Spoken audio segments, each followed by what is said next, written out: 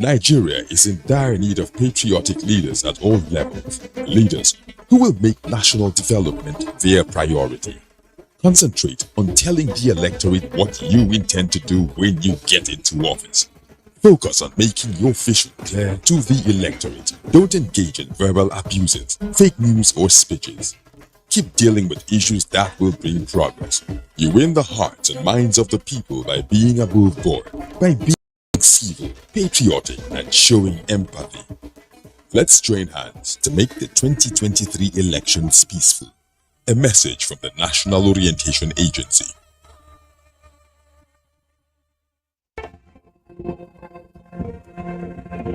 Welcome to Africa, the land of ancient civilization.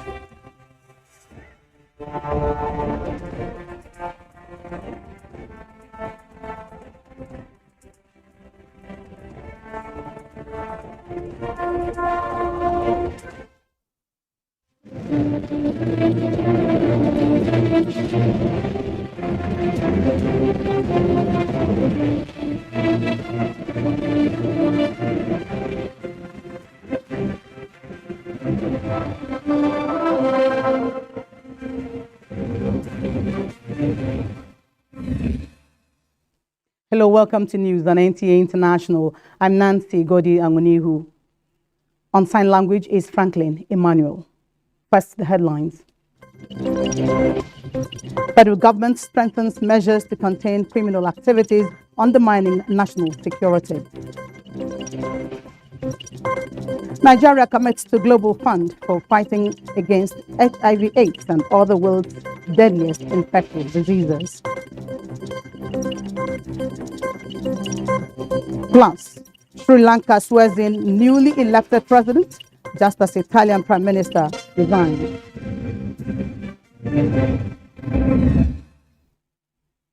Far-reaching and decisive measures are being considered by the federal government towards controlling and containing all criminal activities undermining national security and stability. Attorney General and Minister of Justice Abubakar Malami announced this while briefing journalists after the meeting of the National Security Council. He said, when finalized, terrorists, bandits, and other criminal gangs will be incapacitated from executing their nefarious activities. State House correspondent Adamu Sambo has the report. Security Council meeting summoned by President Muhammadu Buhari reviewed all aspects of the nation's security situation. Apart from the recent attack on the Kuje Medium Custodial Facility in the FCT, the criminal gangs have also not relented in attacking soft targets in parts of the country, abducting people and demanding ransom payment.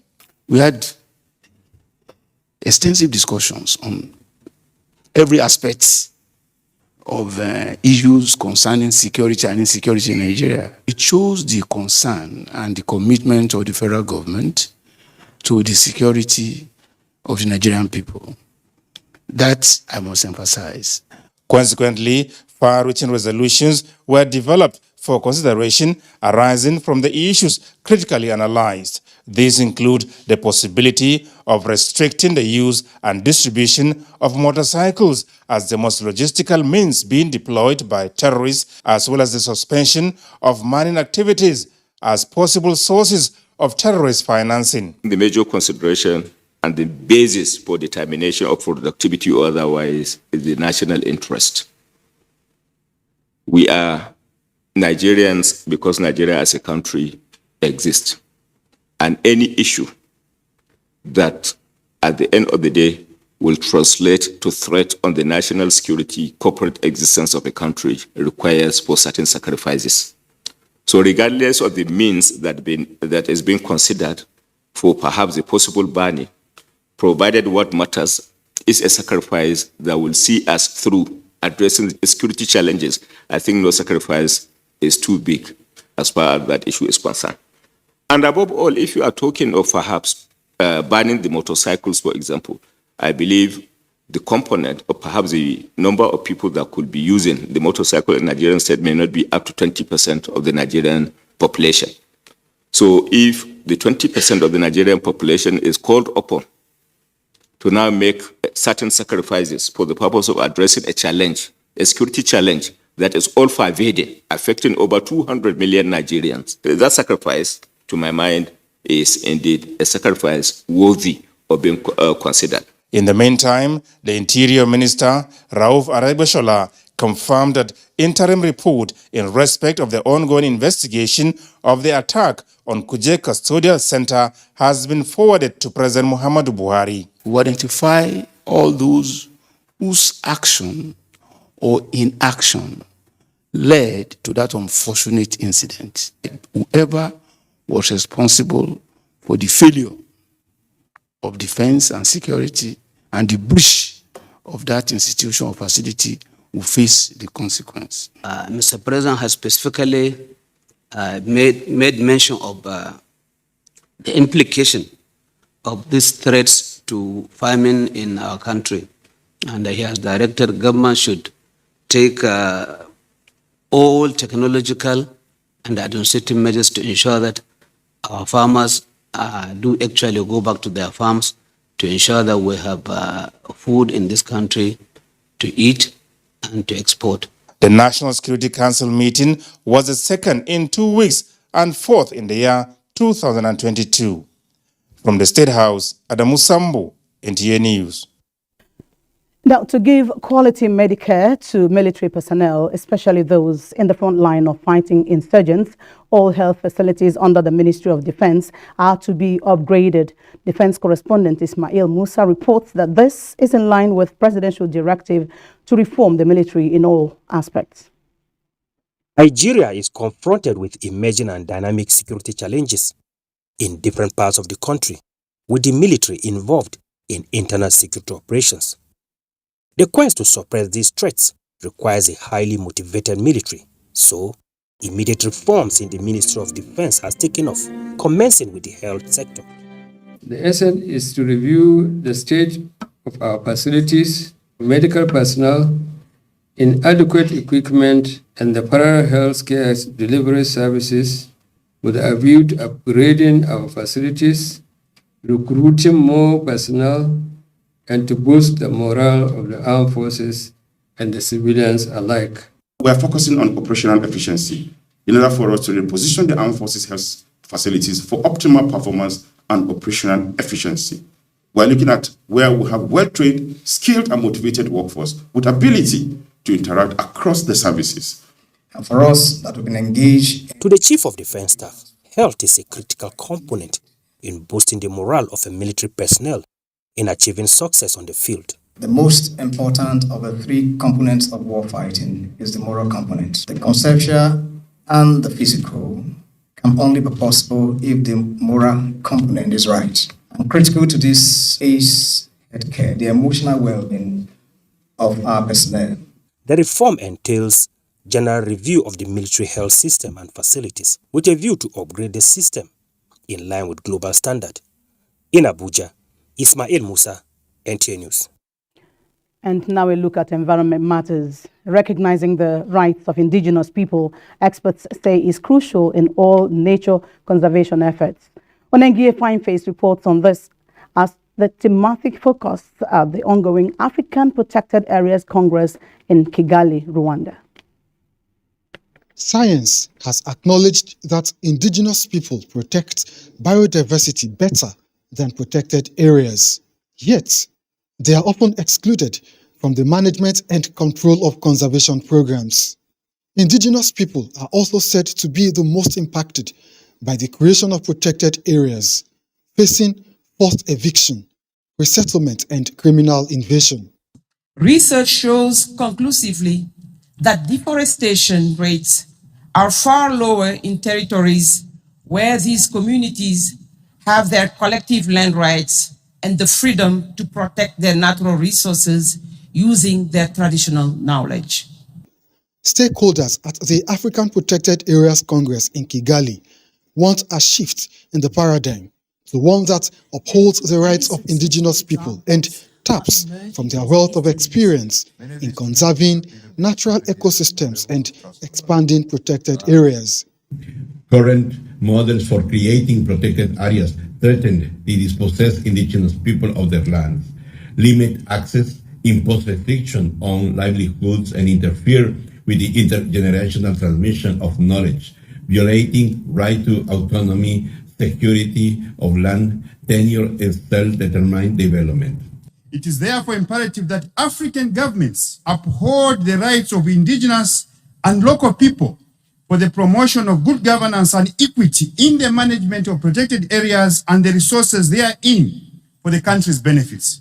Recognizing land tenure rights of indigenous people, experts note, will also bring an end to conflicts and save governments enormous resources in the cost of resettlement. Onengie Fineface, NTA News. And to speak more on the ongoing African Protected Areas Congress in Kigali, Rwanda, is Conservator General, National Park Service, Ibrahim Goni. He joins us via Zoom from Kigali. Now, hello, sir. Hello, good evening. Good evening. Now, leaders of the African Protected Areas Congress in Rwanda, which you are also participating in, are already making commitments towards the conservation of natural ecosystems and expansion of protected areas. One of such commitments is the concept of Apac, which is a Pan-African Conservation Trust. Can you tell us more about this, please? Yeah, thank you very much, and thank you for having me. The concept of Apac, and as an acronym, it stands for a Pan-African Conservation Trust. The idea was conceived as a result of COVID-19, which of course almost shut down most of the protected and conserved areas in Africa. Tourists were not coming, tourism was not boosting, and the takings from tourism was not near the payment of dues for the services rendered. In some countries, rangers were sort of removed from work, but for our case in Nigeria, we were lucky, the workforce was not downsized. So in order to bridge this gap of funding, that is why the idea came to Africa as an indigenous concept to develop a Pan-African Conservation Trust. Yeah, indeed. And to do this, all the heads of protected and conserved areas converge in Kenya, sometimes in 2020, and the idea to fashion a hybrid fund was mooted out to be able to finance as a financing mechanism to support operational and recurrent costs of protected areas across the 54 countries. Okay, thank sir. You. Okay, thank you. COVID-19 actually affected so many things, and Africa rose to the challenge. Now, there is a clamor for African countries to look inwards rather than depend on foreign donors for resources. Bearing this in mind, how would the Apac be funded, and what financial mechanisms will be used to distribute funds for the initiative?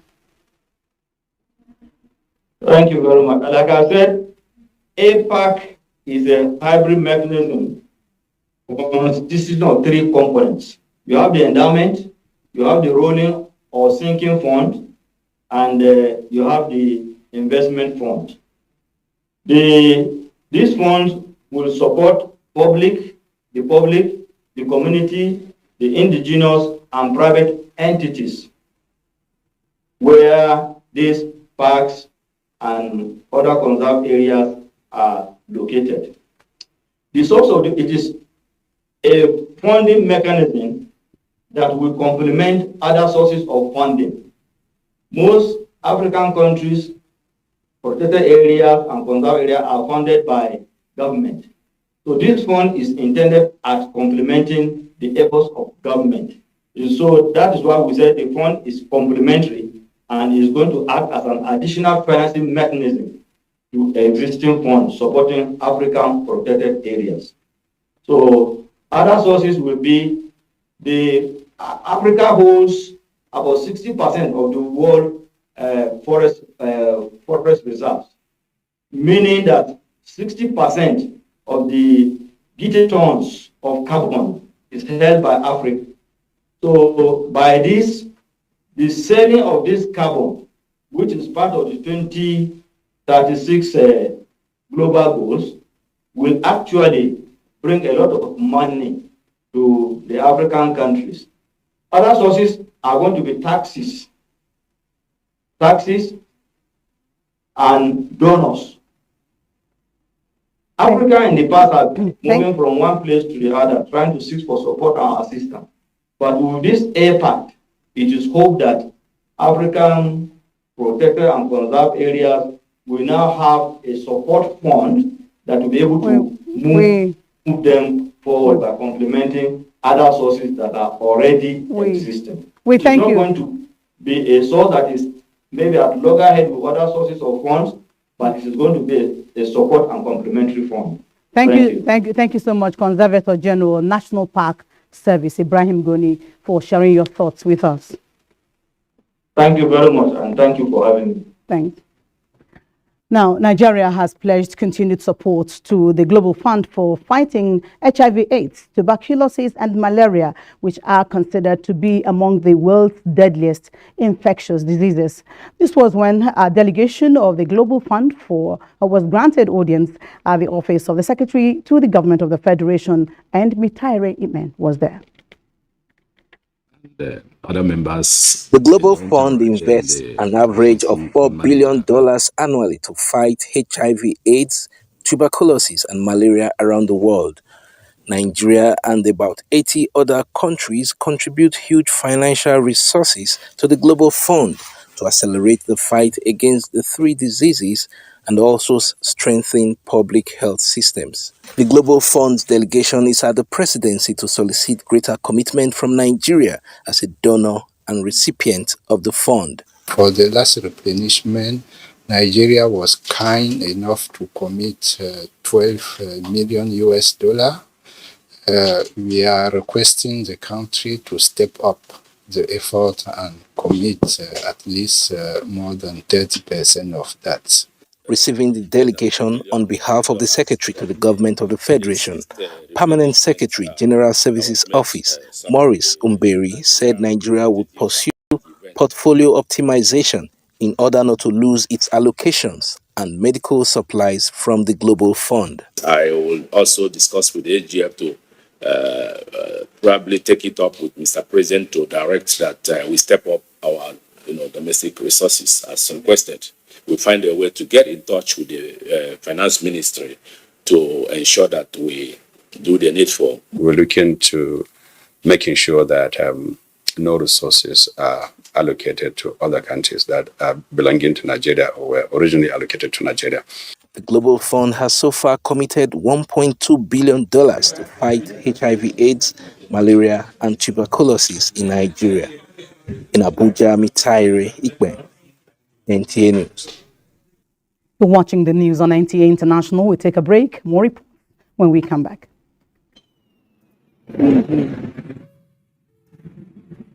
Your attention, please. Are you a travel agent, or do you plan to travel abroad for work, school, professional sports activities, or school excursion? Are you worried about incessant reports of human trafficking and unjust practices?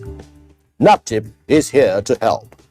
The Standard Operating Procedure for International Recruitment, recently launched by the federal government and relevant agencies, and NAPTIP's Regulation 2019, ensures that proper vetting is conducted and a clearance certificate issued by NAPTIP, so that your mind is at rest when you travel. Avoid irregular migration and falling victim of human trafficking. Regular and safe migration is possible. For more information, log on to tipclearance.naptip.gov.ng. This message is brought to you by NAPTIP with support from the International Organization for Migration.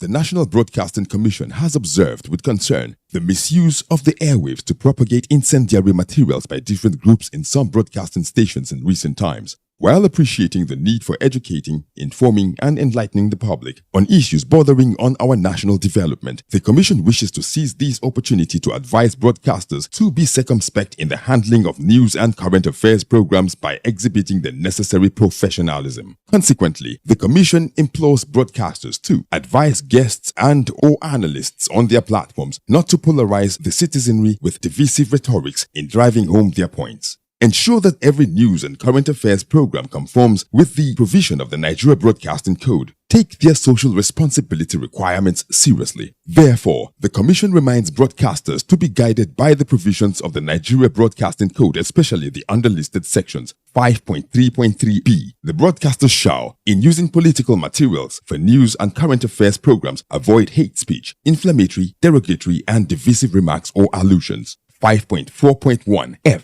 The broadcaster shall not transmit divisive material that may threaten or compromise the indivisibility and indissolubility of Nigeria as a sovereign state. 5.5.6. The broadcaster shall have a delay mechanism to guard against possible undesirable content. Please note that every broadcast station is responsible for the content it transmits and shall be held liable for any content in violation of the Nigeria Broadcasting Code. Be advised. Signed, Malam Balarebe Shehu Ilela, Director General, Announcer. Information and Culture Minister Lai Mohammed has solicited the support and cooperation of the Lagos State Government in hosting the upcoming maiden UNWTO Global Conference on Tourism, Culture and the Creative Industry scheduled for Lagos this November. The minister's request was the high point of discussions between the minister and the governor when he led some members of the conference planning committee to Lagos on a courtesy visit. Anthony Forsan reports. Lagos State, Southwest Nigeria, is one of the 36 states. It is both the most populous and smallest in area. However, it has remained Africa's major financial center, standing as the economic hub of Nigeria. With this capacity, it stands as the most favored to host the maiden global conference, which will attract top executives of the United Nations World Tourism Organization, ministers of tourism, culture, arts, and the creative industries from 166 member states. Hence the visit by the Information and Culture Minister. The essence of this visit, Your Excellency, is to formally inform you about the global conference and the role of Lagos State as the host, which we have summarized in a letter which I will personally deliver today at the end of this address. I wish to put on record that the government of Lagos State has continually demonstrated its commitment to our sector, that is tourism and culture. He explained the benefits Nigeria stands to gain from the hosting right, apart from the global recognition the country has earned. The minister said, countries bid to host events such as this because of the socio-economic benefits. Hence, our hosting of this conference provides an opportunity to, among other things, showcase Nigeria's tourism, culture, and creative assets, project Nigeria's image as a safe and desirable destination for leisure and business. Lai Mohammed, however, expressed gratitude for the Lagos State government's commitment and support in rehabilitating the iconic National Theatre, which will host the conference. Responding, the Lagos State governor expressed the state's willingness to partner with the federal government to ensure a successful conference. For us, November starts the whole process and gets into December, and we'll see a huge diasporan inflow, into the country, and they must be busy. There must be something that must be. If we're showing that we're taking them to Badagry, there is a slave fruit that will also be opening if we can finish it up in November or December, all also in Badagry. So you can see that there's a whole lot of excitement, and we're excited not just because of the things we're doing. We're excited because of the opportunity that we're given to our citizens. We're excited because of the belief, that indeed when we're in government, we can create that space, we can create that opportunity, for our teeming youth. We on arts and culture know that we cannot do it all. So we're partnering also with the private sector. From an economic perspective, we have to do it. We have to ensure that we give the opportunity, the space for the teeming youth population that we have in that industry. And it's a wild employer of labor. And so, Honorable Minister, you can take it for granted that Lagos State will, as usual, be a partner with your ministry and with the federal government, on this international conference. In Lagos, Anthony Forson, NTA News. Now turning to the global scene, where we have reports that President Joe Biden tests positive for COVID-19 and is experiencing mild symptoms.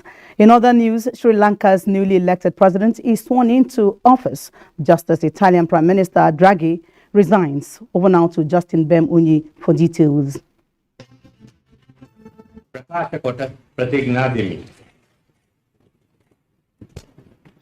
Veteran politician Ranil Wickremesinghe was sworn in as Sri Lanka's new president Thursday to take charge of a nation bitterly angry. He is to remain in power amid an unprecedented economic crisis. Sri Lankans have taken to the streets for months to demand their top leader step down to take responsibility for economic chaos that has left the nation's 22 million people struggling with shortages of essentials, including medicine, fuel and food. In the meantime, Italian Prime Minister Mario Draghi handed in his resignation on Thursday. The office of President Sergio Mattarella confirmed this after his National Unity Coalition government crumbled. The brief statement said Draghi submitted his resignation and that of the government he heads, adding that the president took note of these and the government remained in place to conduct current business. In other news, Russian natural gas began flowing again on Thursday at reduced volume through a critical pipeline into Europe. According to its operator, this will be buying time for governments to decouple from the Kremlin's exports amid what they expect will be an increasingly unreliable supply of energy from Moscow heading into the winter. The Nord Stream pipeline connecting Russia with Germany under the Baltic Sea resumed operation after its annual maintenance, ending 10 days of tense speculation about whether President Vladimir Putin's regime would cut off the gas flow to Europe in retaliation for Western sanctions after the country's invasion of Ukraine. And from Africa comes a report that Egypt and Serbia have agreed to boost political and economic cooperation as the two countries look for ways to deal with the global impact of the Russian invasion of Ukraine. Egypt's President Abdel Fattah el-Sisi was this week in Serbia on a 3-day visit, the first in more than 3 decades by an Egyptian president. The two leaders signed a partnership declaration where the Serbian leader awarded el-Sisi a state decoration and announced plans for a free trade agreement by the end of this year. A business forum was held as officials signed a series of deals focusing on political, economic, and other ties. Justin Bem-Unyi, NTA News. And this is where we end the news. But before we go, remember to connect with the NTA on the campaign against rape and rapists.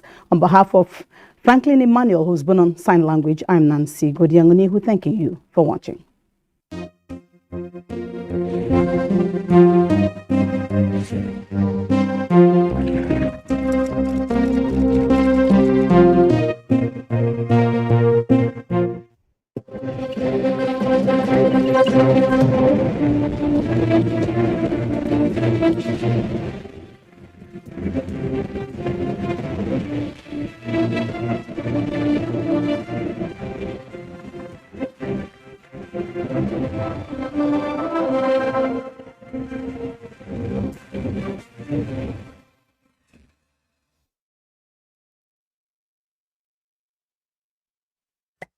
"24 hours a day, 7 days a week.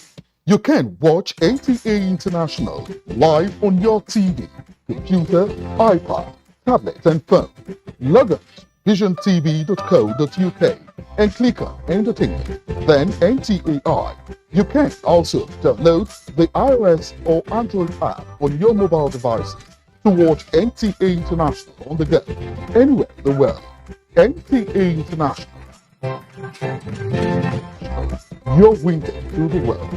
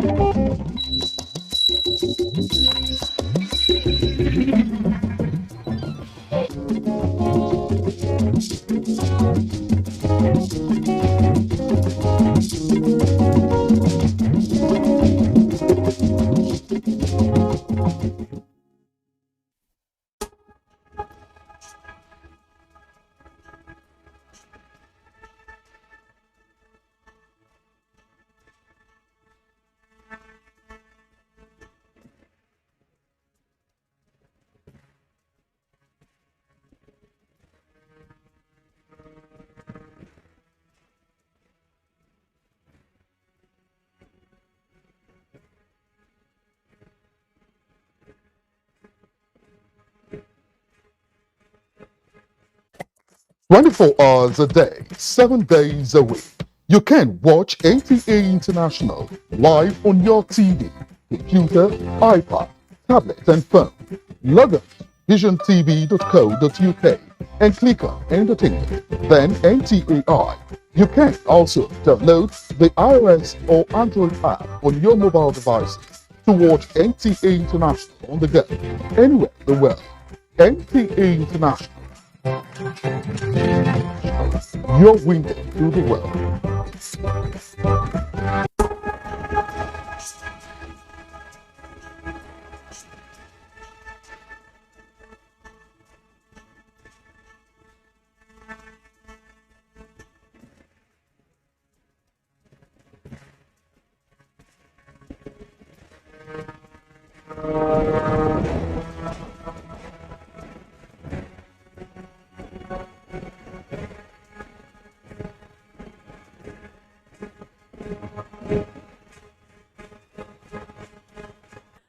Imagine what the world would be like if there is no language. Your guess is as good as mine. There would be a lot of conflict and confusion. Language is also the roadmap of culture, as it tells where a people come from and where they are headed to. No wonder former South African President late Nelson Mandela said, and I quote, "If you talk to a man in the language he understands, that goes to his head. If you talk to him in his own language, that goes to his heart." End of quote. Owing to the importance language plays in human interaction, the United Nations General Assembly in 2002 adopted Resolution 56 and 262 to promote awareness of linguistic and cultural diversity, as well as promote multilingualism. On this edition of Frontiers, we will be turning attention to something that is becoming a source of great concern, and that is fading indigenous languages. Our guest is an Associate Professor of Social Linguistics, Department of Linguistics and African Languages, University of Abuja, Dr. Abdulmalik Nuhu Ninge. You're welcome to the program. Thank you very much. The program is Frontiers and it continues in just a moment. Stay tuned.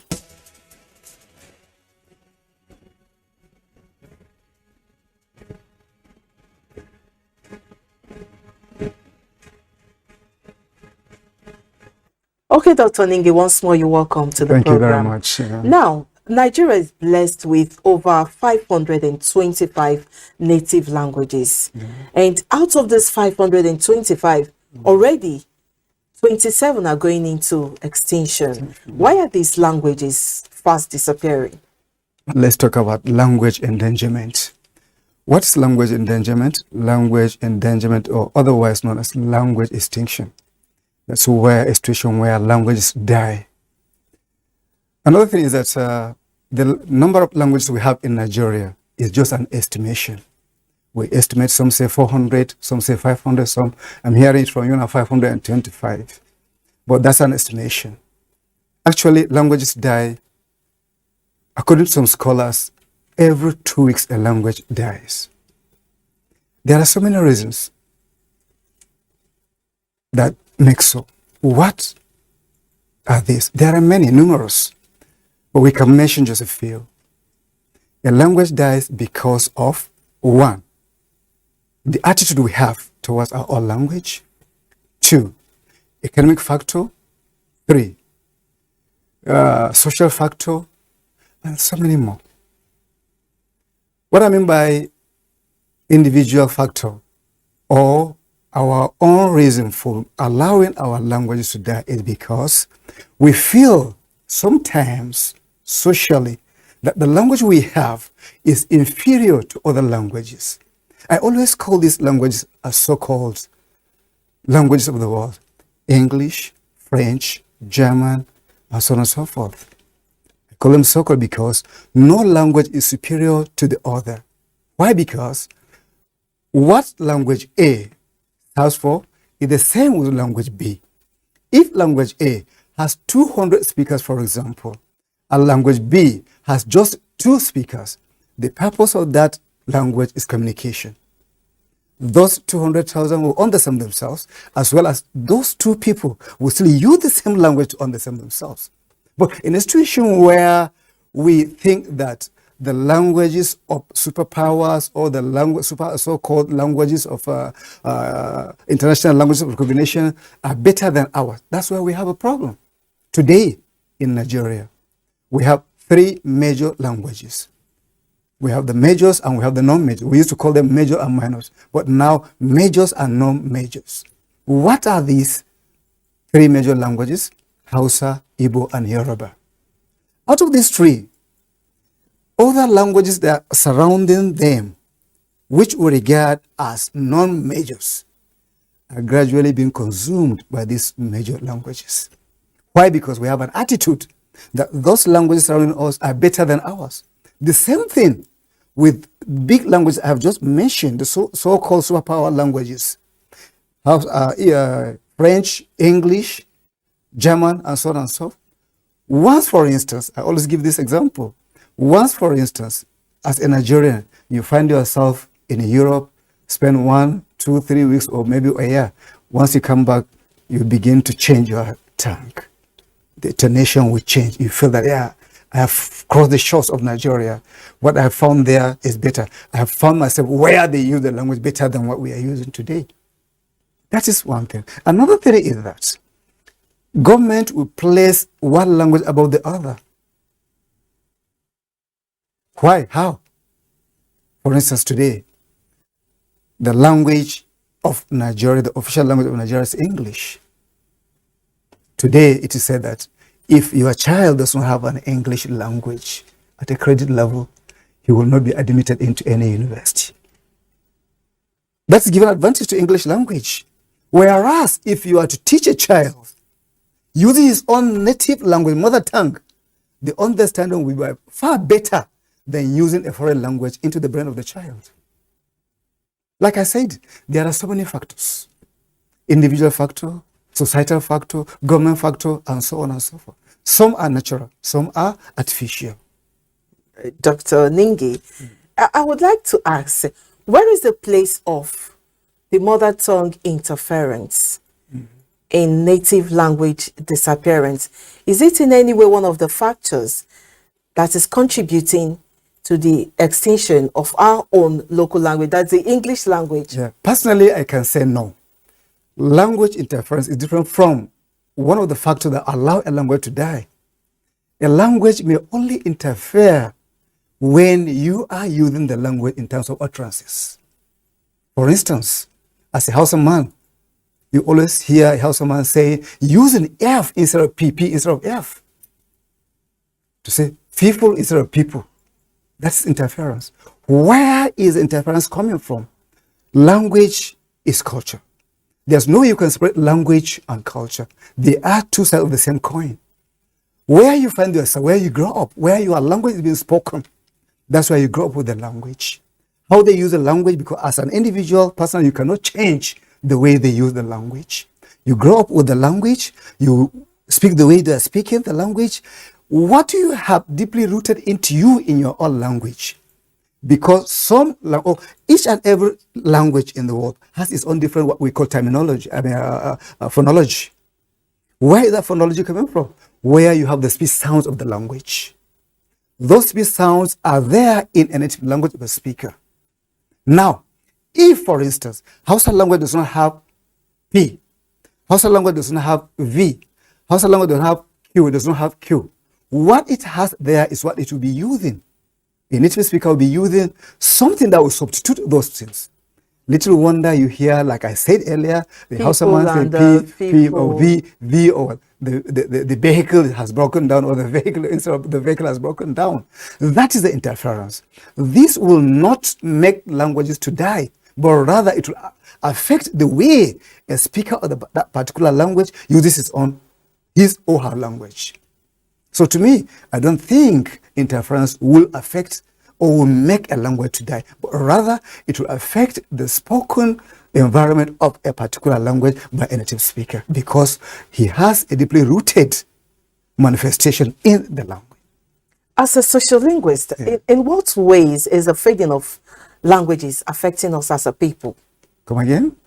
As a sociolinguist that you are, in what ways is the fading of, that's the disappearance of our local languages affecting us as a people? Seriously, it does. Because our language is our culture, and our culture is our identity. So when the language dies, the culture dies. Like I said, they are two sides of the same coin. Once you touch the language, you touch the culture. Once you touch the culture, you touch the language. If the language goes, the culture goes. And if the culture goes, people go with it. I always give this example to my students, that if, for instance, we constitute a linguistic society, take, for instance, Area 11 here, constitute a linguistic society. We don't pray for that.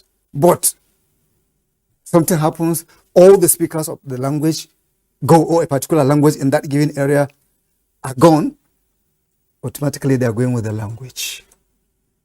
And if we play with our language, why is it that wherever you go in this world, the first thing that will welcome you at the airport is the identity of the culture of those people? They may be using their own language to welcome you. Maybe underneath, there may be a translation, because that's their pride. That's their identity. If you lose your language, you are losing your pride. What are you going to be proud of with again?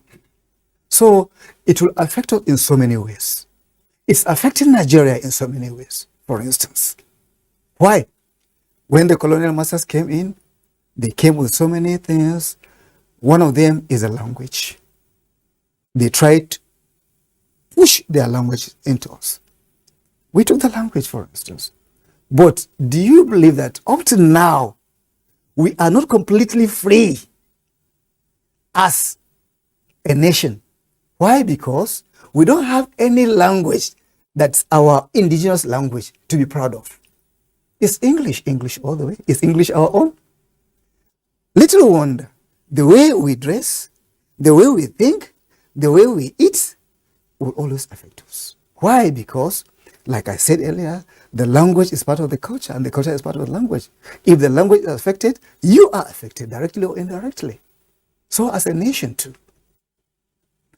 That's why it's always a prideful one to become a bi or multilingual speaker. All right, some say many languages Nigeria has is the nation's greatest challenge. What's your take? Do you think because we have so many languages as a people is contributing to the disappearance of some native languages? That's what I was trying to say, what I was saying rather, that to some extent it is a blessing, but some ways it's a curse. Why? Because any language, any country that has more than one, or let me say as an individual, I said it before here, you as a speaker of a language, if you are in a straight jacket, you having only one language, you have a disadvantage. But if you are a bi, two, or many languages speaker, you have an advantage over somebody who uses only one language. So to that regard, we can say that it is a blessing to Nigeria.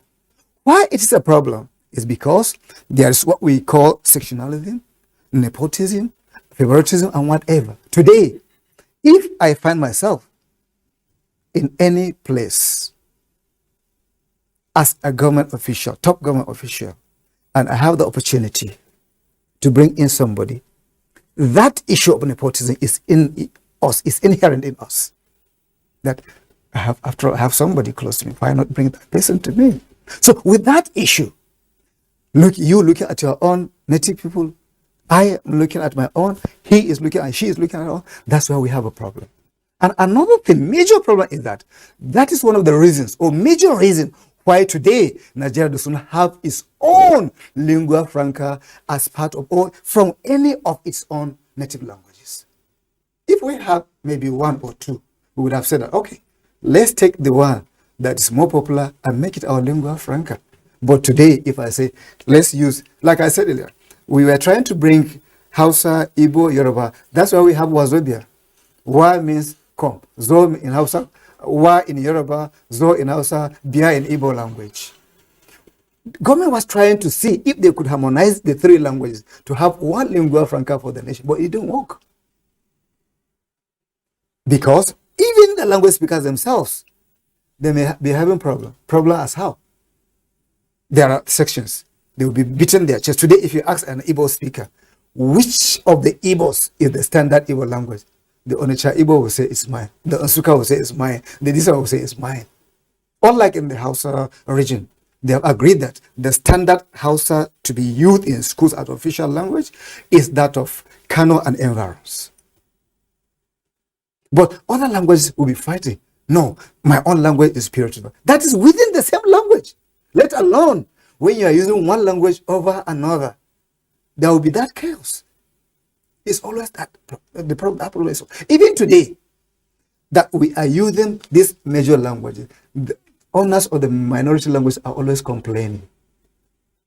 I am, like you said, or you have introduced me, a sociolinguist teaching at the University of Abuja, but today we don't teach Bagi as a language of immediate environment.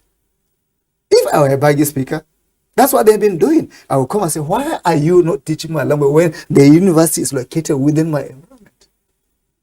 So that interest, do I say selfish? Or that feeling of being neglected will be part of the problems that the nation will have, because to pick one language over another will always be a problem. If you do so, you are trying to leave others behind. And like I said earlier, no language is more important than the other, because they all serve the purpose of communication. If I can use my own language to understand myself within my linguistic community, you are also using your own language, no matter the difference in number, no matter the difference in size. That is it. All right, let's pause here, Dr. Ninge, for a while. I'll get back to you.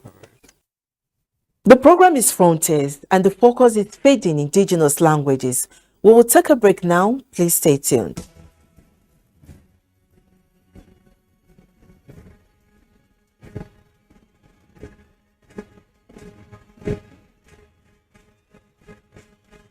You're welcome back.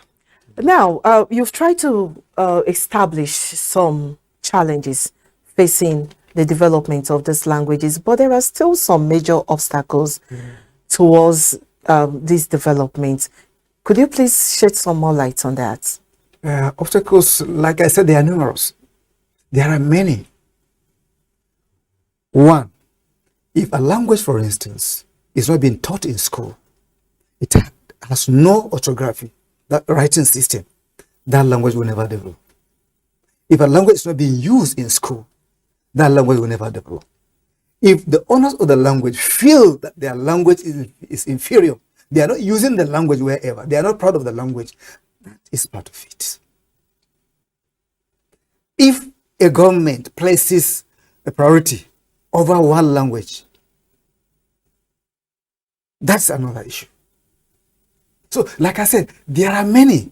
We cannot exhaust them here, but we can only mention those that will come close to us now. But there are many. If you give me time, for instance, now if I'm in the class, I can give you up to 20, 30, 40, even 50 reasons that will make a language not to develop. There are so many factors. Individual factor, societal factor, governmental factor, national factor, etc., etc. Depending on how we take the language, depending on how we use our language, depending on how we feel that the language should be used, depending on how we place our language. Of recent, one of the reasons why Hausa language is developing very fast is because it has so many international speakers. It is not only used in Nigeria. It's not only used in the northern part of the country. Of recent, it is said that in the Holy Land of Mecca, the sermon they are doing during Eid prayers and whatever, Hausa language is part of the 11 languages used to translate the Arabic into it. That is an advantage that the language has. If other languages don't have that advantage, it means that this language will develop faster than them. And if they don't have that advantage at all, it means that they have lacked or they are lacking one segment that will make them to develop. But over and above, what makes a language to develop is because it has writing system. It has simple terminology. It has number of speakers. It is placed over and above other languages. There's what we regard in linguistics as linguistic assimilation. You have a bigger language here, you have a smaller language here. The bigger language is bound to consume the smaller language. Why? Because the speakers of the smaller language are bound to be using the bigger. Not necessarily that the speakers of the bigger language will use the smaller language. So gradually, their language will be fading away, thereby allowing the language to die. They feel that their language should be developed. They have a nonchalant attitude over the language. So these are some of the factors. There are so many, like I said.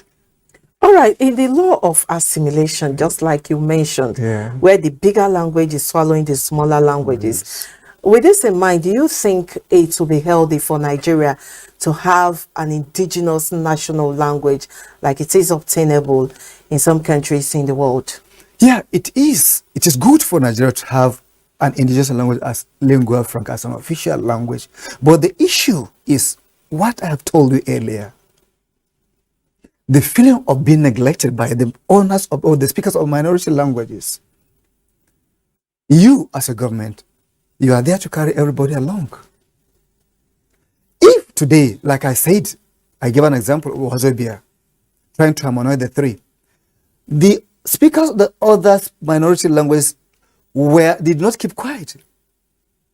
They made noise.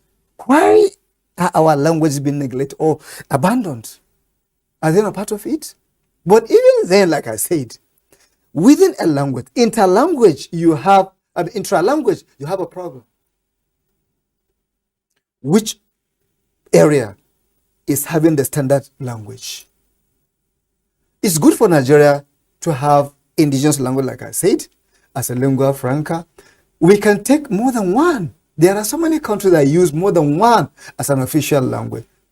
Even today in Nigeria, in some areas, in some regions, we use our native languages for official purpose.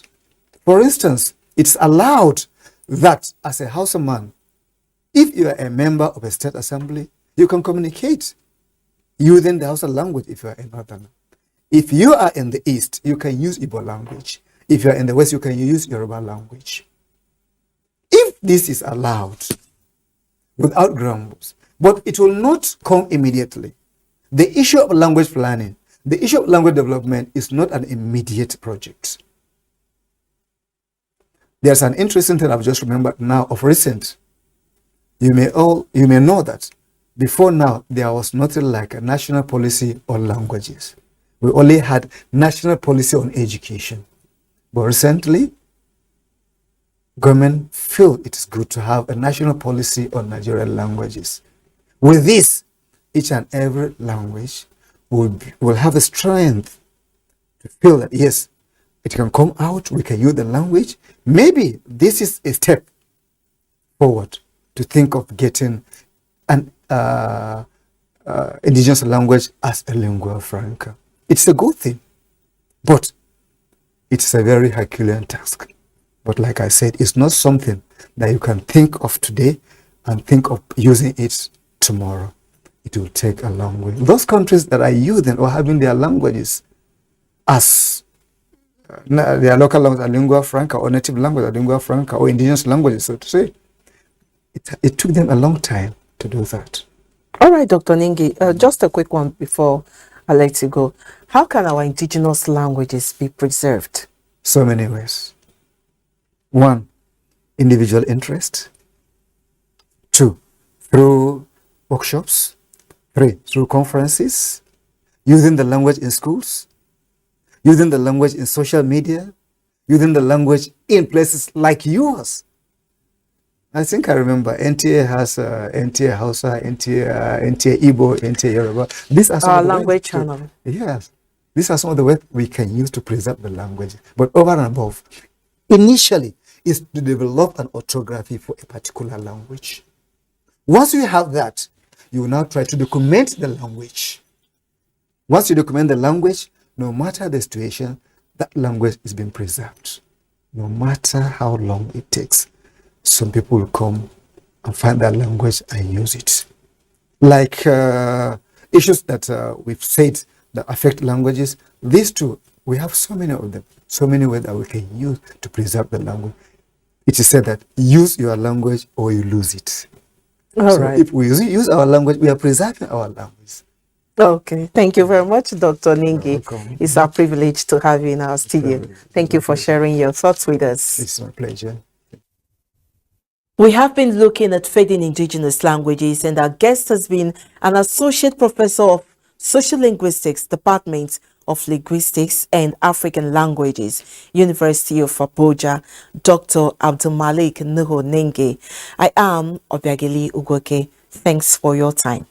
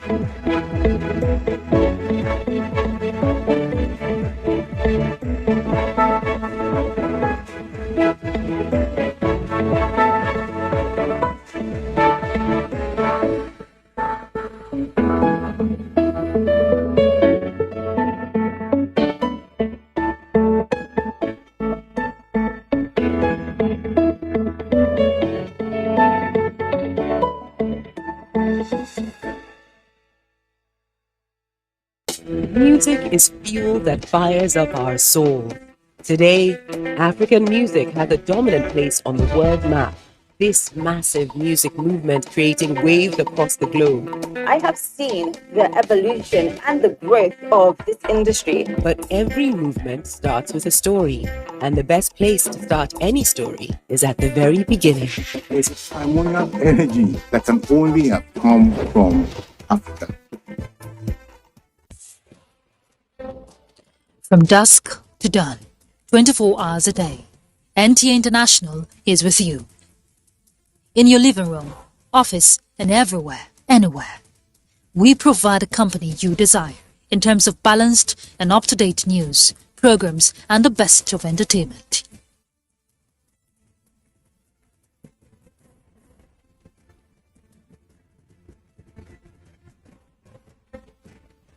Tune in to DSTV channel 251, GoTV channel 91, Freeview channel 264, or live streaming via www.visiontv.co.uk. And to watch NTA International in the USA, Canada, and Mexico, use the following satellite parameters.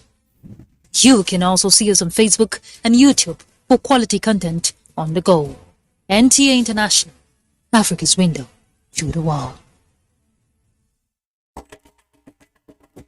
To every politician, as the campaigns gain momentum and passions begin to rise, remember, the errors of your opponents do not make you a success. Do not run down your opponent and inflame passions to violence between and among your supporters. What counts is what you plan to do for the electorate and how you intend to relieve the sufferings and bring succor. Nigeria is in dire need of patriotic leaders at all levels, leaders who will make national development their priority. Concentrate on telling the electorate what you intend to do when you get into office. Focus on making your vision clear to You can price, Sha, but you're always saving on everything except for here. This is where you're throwing money down the drain. How? On this cleaning product. Impossible. You need the new Apac toilet cleaner. With just 130 naira sachet of Apac toilet cleaner, you save more. Apac stick formula stays longer, so it cleans 10 times better. Wow, Helen! And it's safe because it's only 30 naira, giving you a sparkling clean toilet and great savings too. As the world advances, Glorious Vision University Ogwa, Edo State is poised to deliver world-class education rooted in strong academic traditions. In the colleges of law, basic and applied sciences, humanities, management and social sciences, Glorious Vision University is building the next generation of leaders. Hurry now for 2022-2023 undergraduate and postgraduate admissions into any of our NUC fully accredited programs. Secure admission today in one of the fastest growing private universities in Africa. Also note that the university runs diploma, GPED, part-time, and tuition-free programs in all colleges. For more information, visit www.sau.edu.ng or call 0705 079 1226. Glorious Vision University, to nurture for discipline and excellence. We are back. It's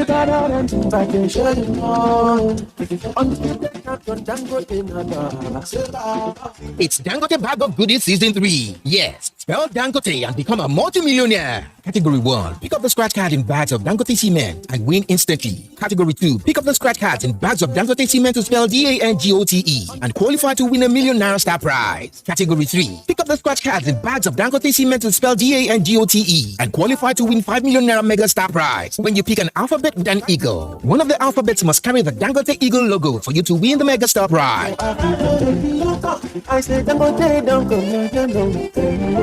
Terms and conditions apply. Nothing works up our emotions like a good game of sport. Pass a ball now. Why not enter television go passer? And just like life, all it could take is one crazy idea to change the game and set the stage for your success.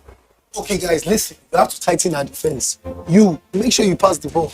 Let's go. This is how winners are made. They spot a chance to own the game and seize that chance to take their fate into their own hands. Are you ready to win? 1xBet. Bet for every taste.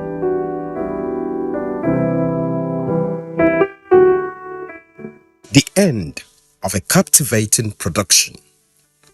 A storyline to be forever remembered of a husband, father, brother, uncle, father-in-law, grandfather, and colleague.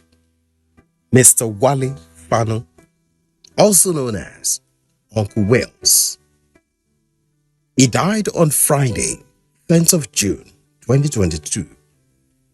He was aged 72. Funeral arrangements. Thursday, 28th July 2022. Service of songs at 4 p.m. Industry tribute at 6 p.m. Venue, Church Hall, City Mission Methodist Church, 1 Adethani Street, off Tafawa Balewa Crescent, Surulere, Lagos. Friday, 29th July 2022. Lying in state at 10:30 a.m. Funeral service at 11 a.m. Venue, City Mission Methodist Church, 1 Adethani Street, off Tafawa Balewa Crescent, Surulere, Lagos. Interment follows immediately.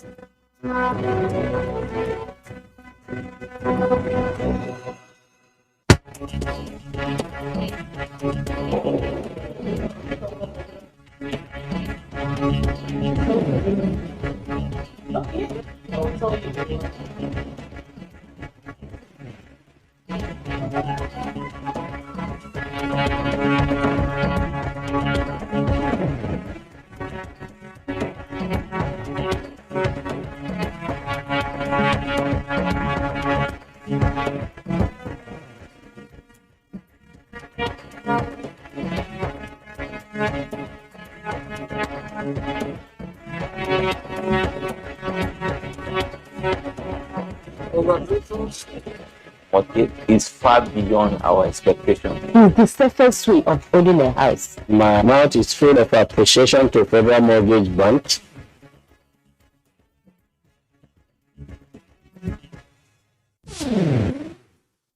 Good evening, and thanks for joining us on this episode of Everyone Deserves a Home. My name is Zulaihat Belugubir, your anchor on the program. There have been efforts by previous management of the Federal Mortgage Bank of Nigeria to have the bank recapitalize to increase the bank's liquidity and enable it to better deliver on its mandate. With the new management on board, the drive has been rejigged and efforts intensified to ensure the bank achieve this purpose. So, our focus on the episode tonight will be on why the bank needs to recapitalize. Other segments of News and Dream Come True will also make the episode complete. We'll take a short break, and when we return, the full episode will commence. See you after the break. Are you a low or medium income earner? Are you a contributor to the National Housing Fund? Do you desire a house of your own? Then the FMBN Rent to Own offer is your choice. The FMBN Rent to Own. With zero down payment, you become a tenant in an FMBN funded home and eventually own the property through monthly or yearly rent spread over a 30-year period at only 7% interest. FMBN also operates a non-interest bearing rent-to-own mortgage for Nigerians desirous of non-interest loans. What an opportunity! Interested subscribers are to visit the nearest FMBN office located in all states of the Federation for further information and possibly schedule visits to available houses. Fill necessary documentations and you are on your way to owning a home. FMBN. Everyone deserves a home.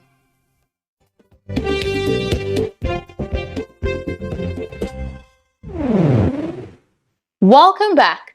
We'll announce the highlights of major happenings around the housing sector.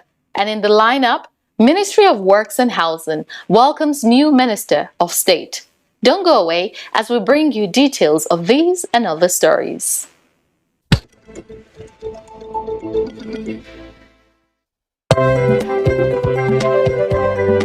The newly appointed Minister of State for the Ministry of Works and Housing, Honorable Umar Ibrahim El Yaqub, has resumed office to take over from Maazu Jaji Sambu.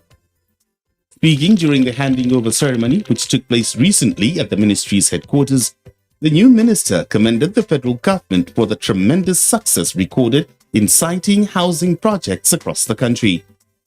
He pledged to work assiduously to ensure the sustainability and consolidation of the programs and projects of the federal government by keying into the existing mandate of the ministry and following in the footsteps of his immediate predecessor. The immediate past Minister of State for Works and Housing, Mr. Maazu Jaji Sambu, in his remarks, expressed appreciation to the Minister of Works and Housing, Babatunde Raji Fashola, directors and staff of the ministry for the cooperation and support given to him while working with them. He described the ministry as very critical to the development of the country because of the role it plays in the development of road and housing infrastructure, which are central to development of other sectors. Permanent Secretary of the Ministry, Bashir Noor Al-Kali, in his opening address, pledged his support and that of the directors to the new Minister of State. Prior to his appointment as Minister of State, Honorable El Yaqub was Senior Special Assistant to Mr. President on National Assembly matters.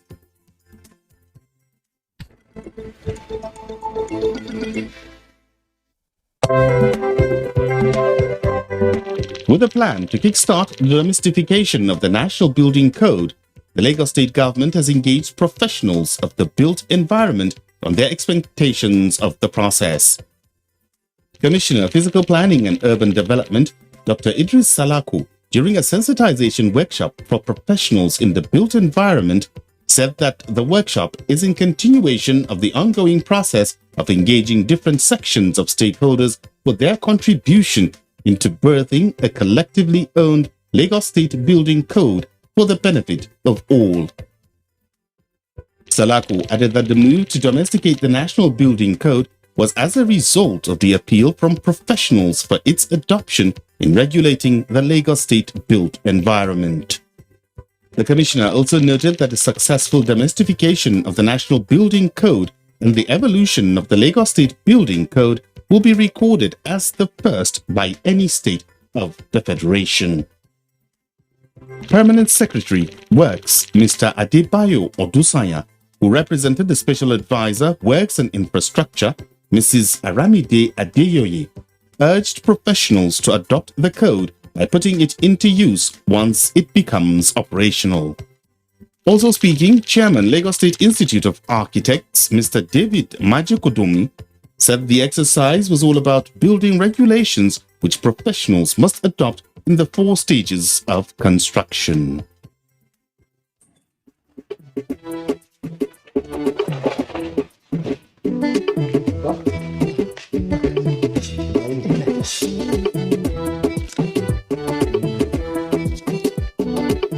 What is the name of my grandson? Suleiman. That's a good name. May the Almighty preserve him. Amen. Now that your family is growing, this is the time for you to start thinking of a house of your own. Abba, the thought of this has always been on my mind. To build a house now, you need a lot of money, and that is what is holding me back. Sonny, what you need is a mortgage. NHF mortgage loan. With NHF mortgage loan, you own a house upfront and pay gradually over a long period of time. Abba, I will go to the FMBN office right away. Come join us at FMBN and let's shelter Nigeria together.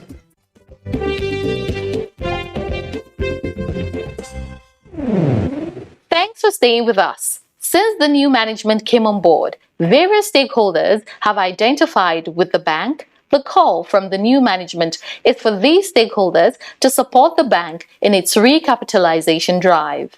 Coming up in our next segment, we'll see why it is necessary to have the bank recapitalized. Keep watching.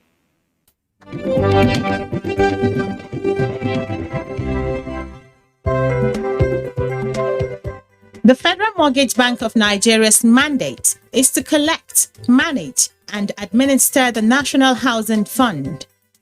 With a current capital base of only about 5 billion naira, the Federal Mortgage Bank of Nigeria has seen the need to improve its activities to provide more affordable houses and mortgages for its contributors.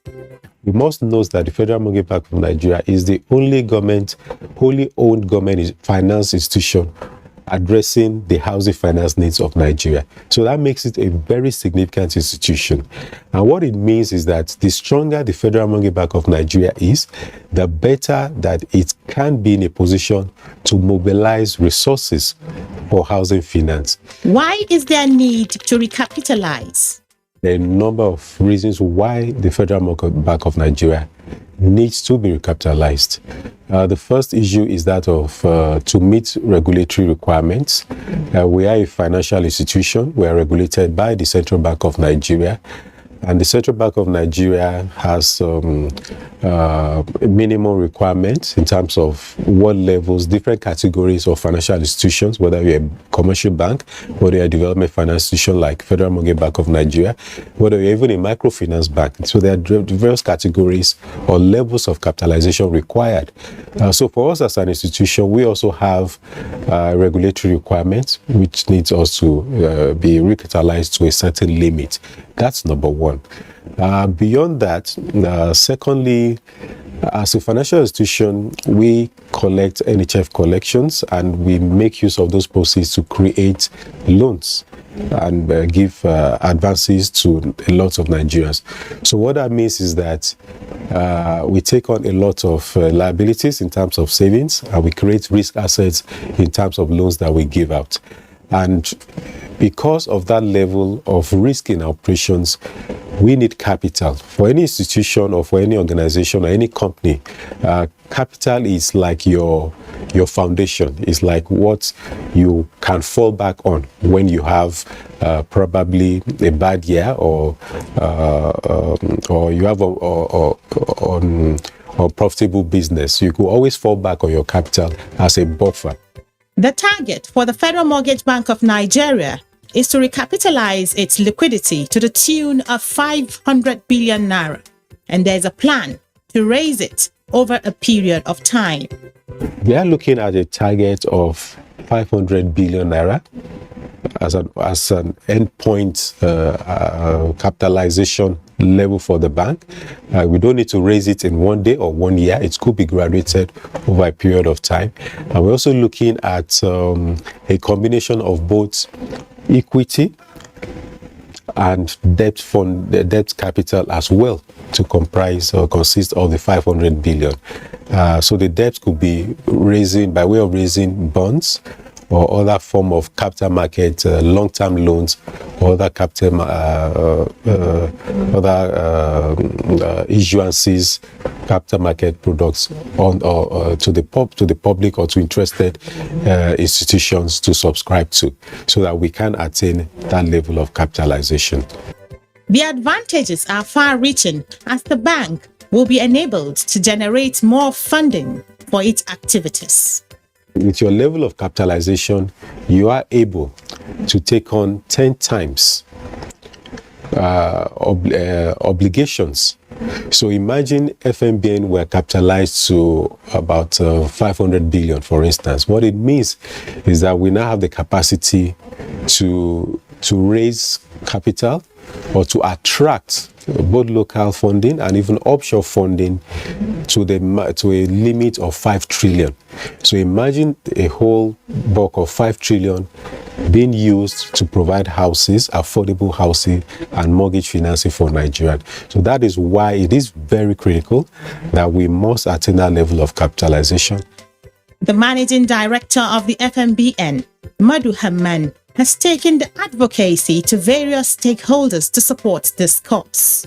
It is pertinent to note that the current capital base is grossly inadequate, and we are making efforts to make sure that the capital base is increased to a minimum of 500 billion. Stakeholders on their part are also ready and willing to show their support to the bank to achieve the cause. we're of the view that this is the time to consider innovative funding structures that allows FMBN deliver on its promises to the Nigerian people. With the recapitalization, the FMBN will be enabled to improve a range of its deliverables by providing more affordable houses and extending its loan amount, amongst other things it can do for its contributors. A lot of the engagements we've had in the past has been how can we assist Federal Mortgage Bank in achieving its own objectives, which are aligned with some of our own as well. Part of what we've advised and we continue to advocate for is for the Treasury to have a wide range of assets and investments, including those in the non-interest space.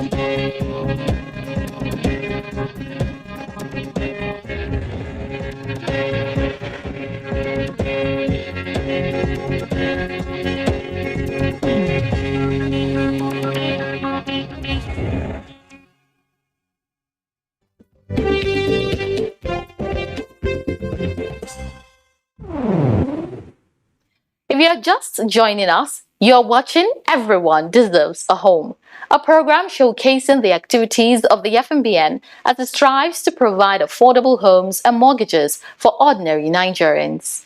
In our next segment, Dream Come True, we shall share the story of another NHF beneficiary who will be telling us how his dream of home ownership got fulfilled, thanks to the National Housing Fund scheme. The payment process is quite flawless. It was unbelievable because I didn't know that they have such a scheme existing in Nigeria. Is it true that I will get the house? No, why not? You met all the requirements, so you'll get it. The joy of ownership is wonderful.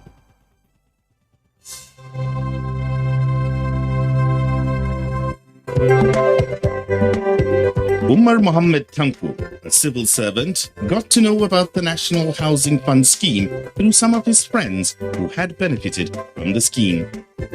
For Umar, it was something worth giving a try, and so he made inquiries. I contacted some of my friends that are already beneficiaries of this kind of scheme, that's the National Housing Fund, and I got some idea from them in which that has given me an inspiration of how am I going to start processing for my own. They told me that I have to go through any primary mortgage institutions in which they will show me the estate available that I can be able to, based on my own test and affordability, choose which one maybe I would like to live in. Because of the proximity to his place of work, Umar decided to pick a place not far from his office. I went to Federal Housing Authority Homes Mortgage. I presented myself as a civil servant and I asked them that I'm interested in National Housing Mortgage. Yes.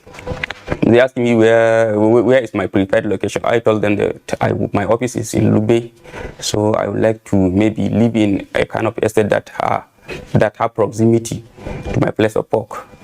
They say fine, in which they have presented some document in which I look in, and I happened to choose this estate. The happy father of one who has lived in his house for about 2 years now is particularly happy with the quality of work done on his house.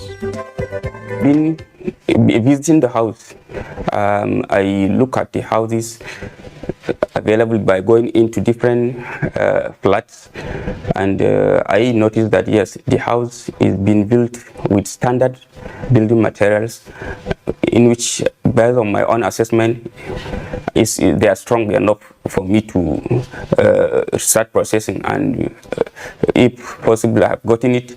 I can live here. I can live in here with my family. A place one calls home has to do largely with having a good relationship with people around.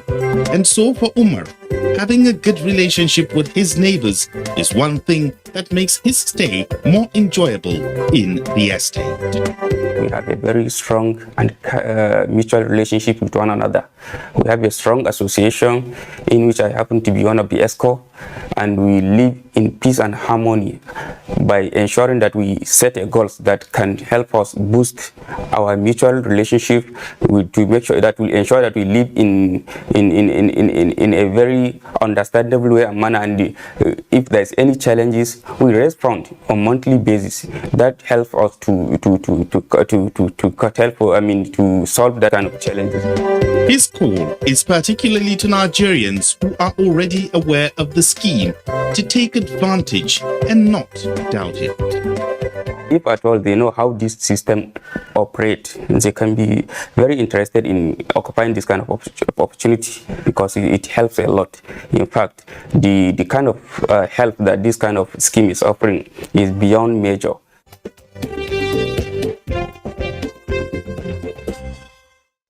To improve transparency and accountability in managing the NHF fund, Federal Mortgage Bank of Nigeria has introduced *219#. *219# is a new way to know the status of your NHF contribution from anywhere. To use this service, dial *219#. Select 1 to update your contact detail. Press 2 to check your contribution status in any month up to the last 5 years. You can also use our mortgage calculator and bulletin board by selecting options 5 and 6 respectively. You can access other services by using direct shortcodes like *219*3# to retrieve your NHF number, *219*4*1# to check your last 5 transactions, and *219*4*2# to check your statement of account.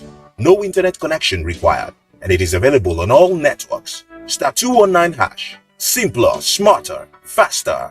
Federal Mortgage Bank of Nigeria. Everyone deserves a home.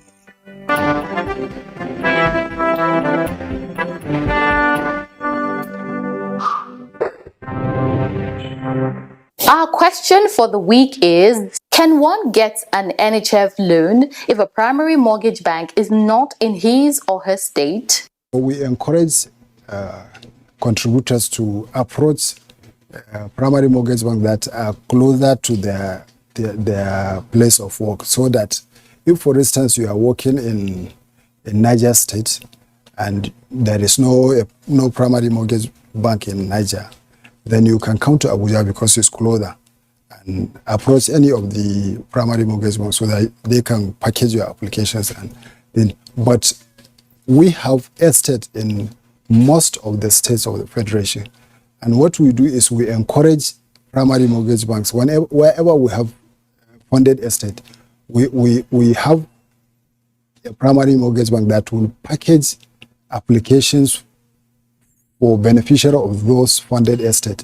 So in such instances, we encourage contributors to use that PMB that has, mostly we even allow such PMBs to have a desk officer on all our offices. Once we have a funded estate, the primary mortgage bank that will package NHF application for those funded estates can have a desk in our office, so that if you have other applicants, they can still use that primary mortgage bank.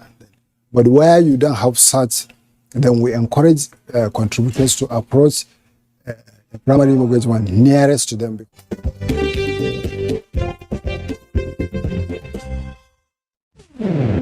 This is where we end this edition of the program. Do well to make a date with us again next week, same time, same station, for another exciting package.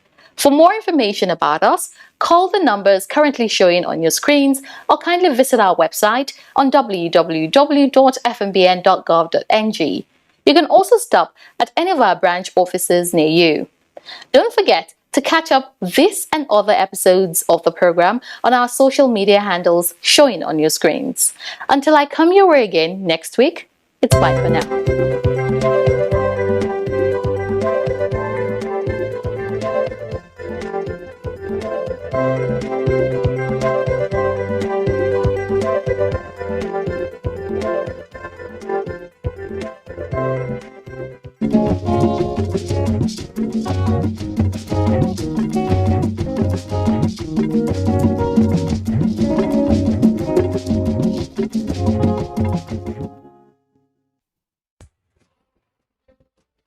From dusk to dawn, 24 hours a day, NTA International is with you. In your living room, office, and everywhere, anywhere. We provide the company you desire in terms of balanced and up-to-date news, programs, and the best of entertainment.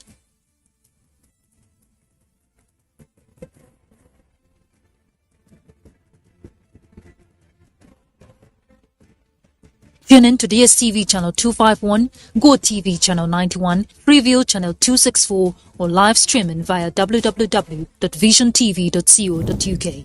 And to watch NTA International in the USA, Canada, and Mexico, use the following satellite parameters. You can also see us on Facebook and YouTube for quality content on the go. NTA International, Africa's window to the world. From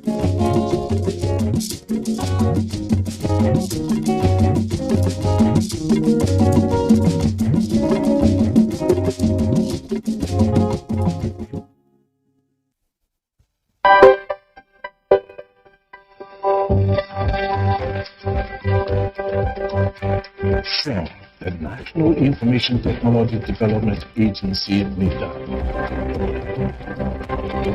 This is NIDA Impact, your guide to a digital Nigeria. The National Center for Artificial Intelligence and Robotics, NCAR, was commissioned November 13, 2020. It was established to serve as the gateway through which emerging technologies would enter the country. Equipped with a digital innovation lab described as a one-stop shop for digital innovation support, maker space and fabrication lab fab lab infrastructure that will support innovation-driven enterprises IDEs that will convert ideas into products and services, printed circuit board facilities, 3D printer, co-working space for startups and training facilities.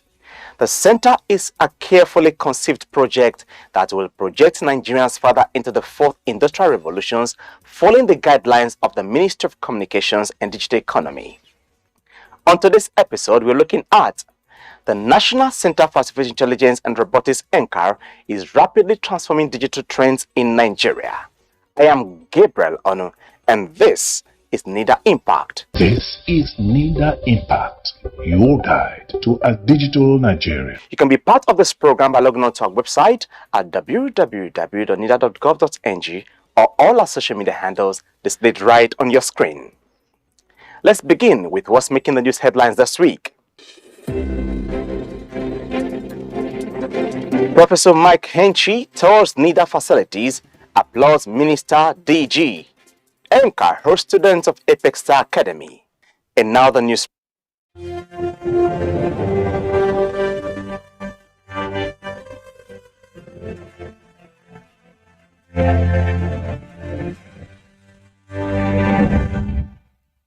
The National Information Technology Development Agency, NIDA, played host to the President, International Federation for Information Processing, Professor Mike Henchy, who was in Nigeria on the invitation of the Honorable Minister of Communications and Digital Economy, Professor Ali Pantami, at the corporate headquarters of the agency and its subsidiaries. Receiving the visitor, Director General of the agency, Kashifu Inuasi CIE, noted that NIDA would continue to foster research in entrepreneurial development in higher institutions of learning. NIDA Impact correspondent Kiyosi Mwaboke has more details. Finnish professor Mike Hinchey was in Nigeria on the invitation of the Honorable Minister of Communications and Digital Economy, Professor Isa Ali Pantami, as keynote speaker at the Stakeholders Consultative Forum on Emerging Technologies, as well as to review and unveil the launch of the minister's 2 latest books. As part of his itinerary in Nigeria, he paid a visit to the corporate headquarters of the National Information Technology Development Agency, NITDA, and was received by the Director General Kashifu Inuwa, CCIE, who was represented by the Director, Information Technology Infrastructure Solutions, Dr. Usman Gambo Abdullahi. The President of the International Federation for Information Processing was giving a warm reception and briefed on NITDA's mandate as a key agency of government in Nigeria. The National Information Technology Development Agency is responsible for regulating the information technology sector.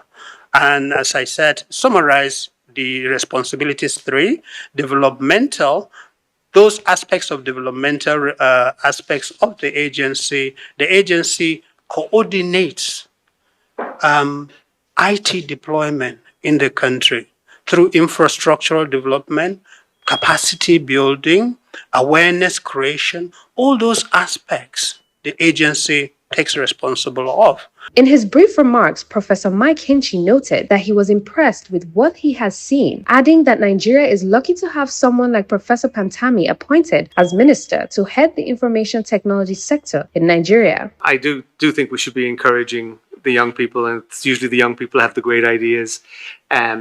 Regulation is important to help them get in, but also not to prohibit them from getting in.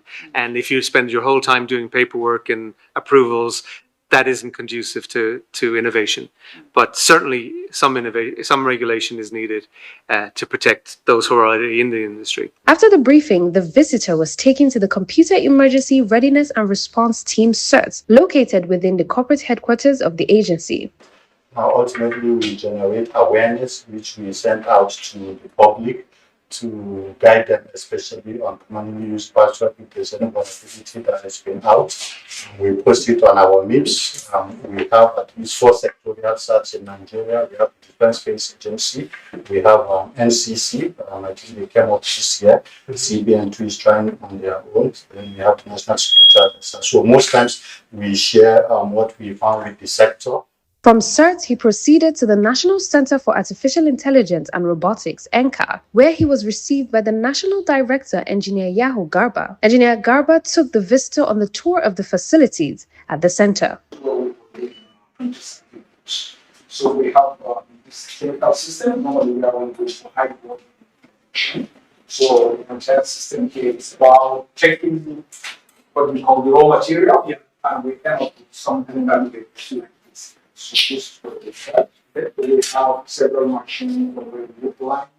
After a tour of these facilities under NITDA, the minister's guest expressed satisfaction with Nigeria's progress in artificial intelligence. He once again lauded the Honorable Minister for a job well done. Well, I think it's always important to encourage young people in whatever they want to do, and particularly in ICT. And Nigeria has a reputation for having some very good young people who've gone abroad to study.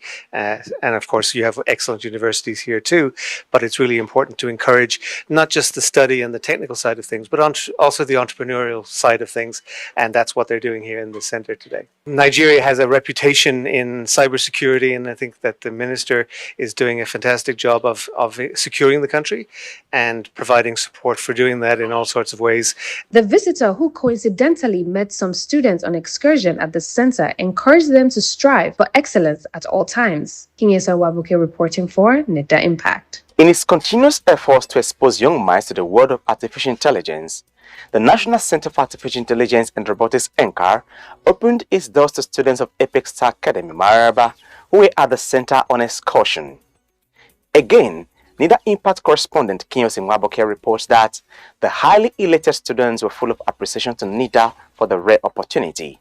In its drive to continue to catch the young minds and arouse their interest in artificial intelligence and robotics, the National Center for Artificial Intelligence and Robotics, NCAR, received these highly excited students of Apex Star Academy, Maraba, who were at the center on excursion. They were taken round by staff of the center explaining how each equipment works, and even though they were quite young, their interest in artificial intelligence and robotics is already very high, even as they were full of praises to NIDA for the opportunity given to them. I'm here to learn about robotics, how to build and make just like a billing machine, and how to create all aeronautics, robotics, and so on and so forth. Thank you for allowing us come here to show us more gadgets, electronic stuffs that I don't know before, but now I know them. They said there was a machine called visual realities. First, I thought it was called video games, but I learned that it's more like visual. You watch it, but it's more like you're inside it, and it's real, looking real to you, but it's visual. Thank you very much for this opportunity, and I would like to come and join this program. The students promise to put what they have learned to use as they look forward to pursuing a career in artificial intelligence in the nearest future. Kinyesa Wabuke reporting for NIDA Impact. This is NIDA Impact, your guide to a digital Nigeria. Welcome to Abuja Fabrication Laboratory Fab Lab 1.0, a pilot digital workspace created and housed by the National Center for Artificial Intelligence and Robotics, NCAR, a subsidiary of the National Information Technology Development Agency, NIDA. On behalf of my mentor and my boss, the Honorable Minister of Communications and Digital Economy, Professor Isa Ibrahim, I hereby commission this Fab Lab Abuja 1.0. With its inauguration by the Director General of NIDA, Kashifu Inua, CCIE, the Fab Lab is now functional and ready to help Nigerians realize their innovative ideas and create just about anything. I'm Abubakar Abdullah, and I work with the Fab Foundation. This Fab Lab is actually a space where you can come in with your ideas and then use the tools and processes to basically bring your ideas to life. You have all the tools here necessary for making almost anything. The limit of your idea is the limit of the Fab Lab. Nigeria stands to gain a workforce that is highly intelligent, and so imagine if we have a million youths going through the Fab Lab and then the Fab Academy, gaining all this knowledge and techniques to make almost anything electronically or mechanically. Imagine what these 1,000 youths can do for the country. The Digital Fabrication Lab is set up in line with President Muhammadu Buhari's directives to the Honorable Minister of Communications and Digital Economy, Professor Isa Ali Pantami, to implement the National Digital Economy Policy and Strategy, NDEPS, for a digital Nigeria. This is NIDA Impact, your guide to a digital Nigeria. Time now for NIDA Cybersecurity Update.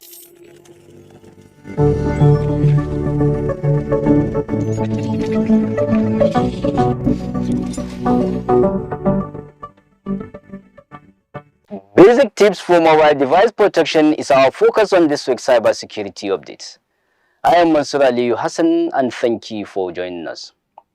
Threats to mobile devices are increasing in scope and complexity daily. Mobile security involves protecting both personal and business information stored on and transmitted from smartphones, tablets, laptops, and other mobile devices. Here are some helpful measures to keep you safe.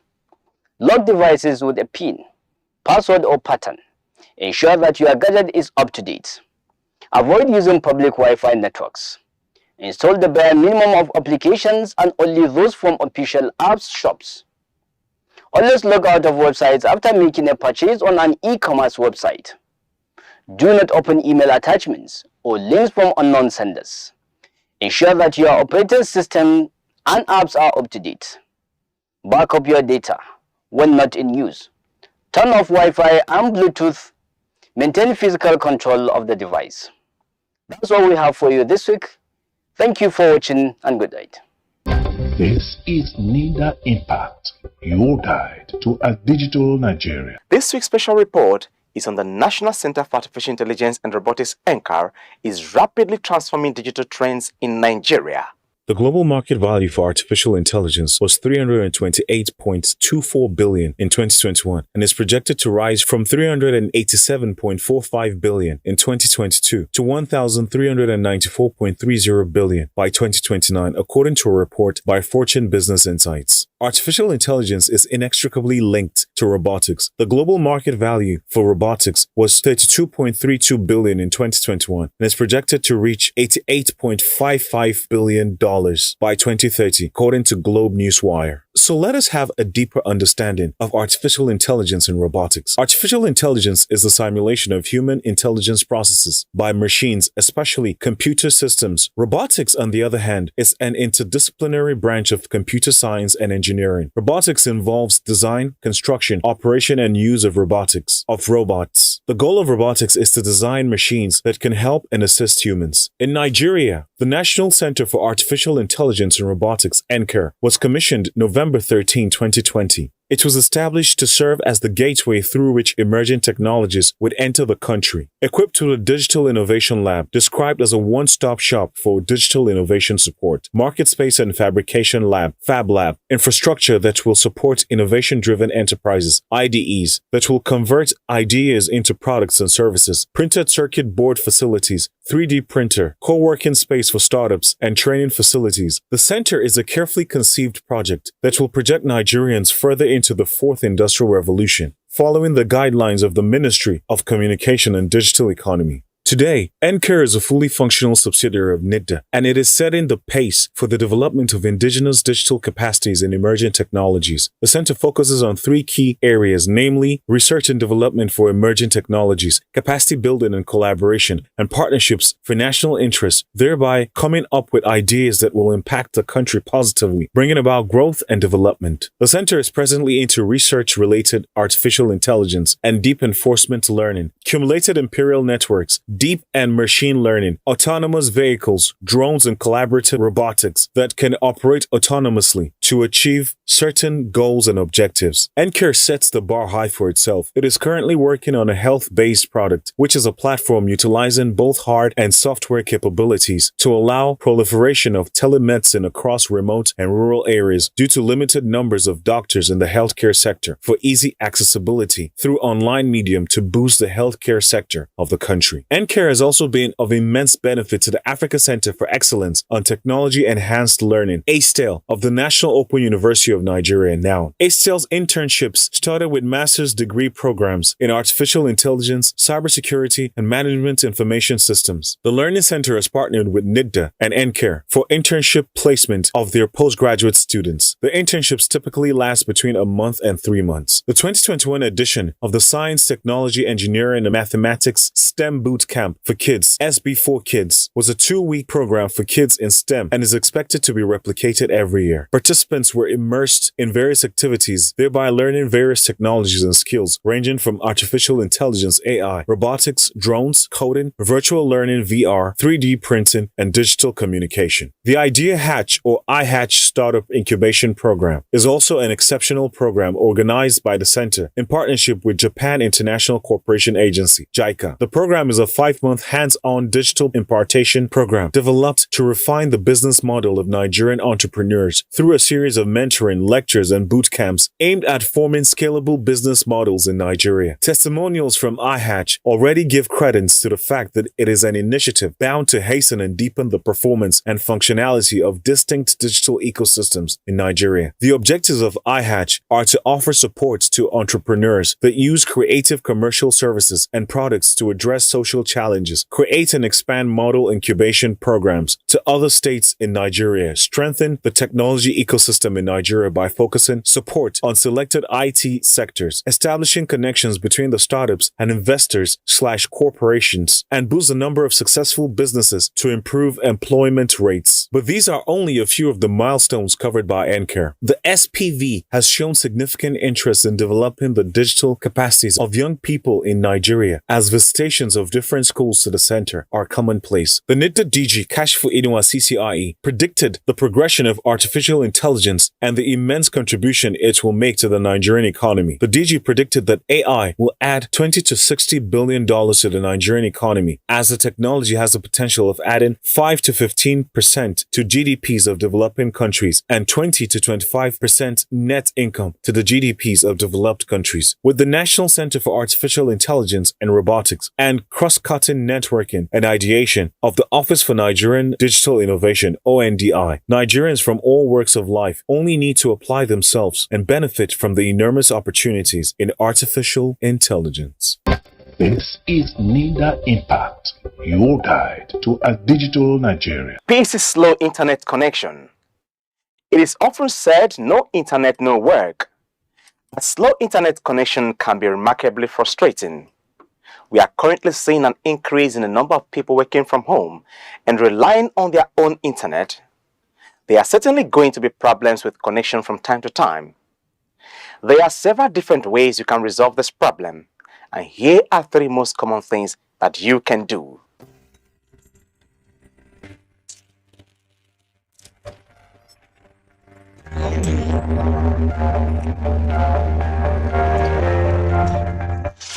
Number 1. Reboot your router like machine. Your router is prone to being in a state of complete overload. When this happens, your internet connection can become slow. One of the solutions is to restart the router. To reboot your router, simply remove the cables from the power outlets from around 30 seconds before plugging them back in again. You may have to wait a few minutes before everything gets back up to speed again. When the connection is established, check to see if there are any improvements. Number 2. Use an Ethernet cable. Ethernet cables provide a more secure connection to the internet compared with Wi-Fi. This is because many variables can hamper Wi-Fi connectivity, including thick walls and metal objects. Opting to use an Ethernet cable will almost guarantee a more stable internet connection. And number 3. Improve your Wi-Fi connection. Whether you are working from home or using the office Wi-Fi, if you find that you are experiencing a poor connection, try moving closer to your router to see if this has an impact. If the building you are in has thick concrete walls, these may also interfere with the signal. The suggestion here is to implement a Wi-Fi mesh system where you can install multiple base stations around your office or home. This is NIDA Impact, your guide to a digital Nigeria. Up next is Innovation Hub.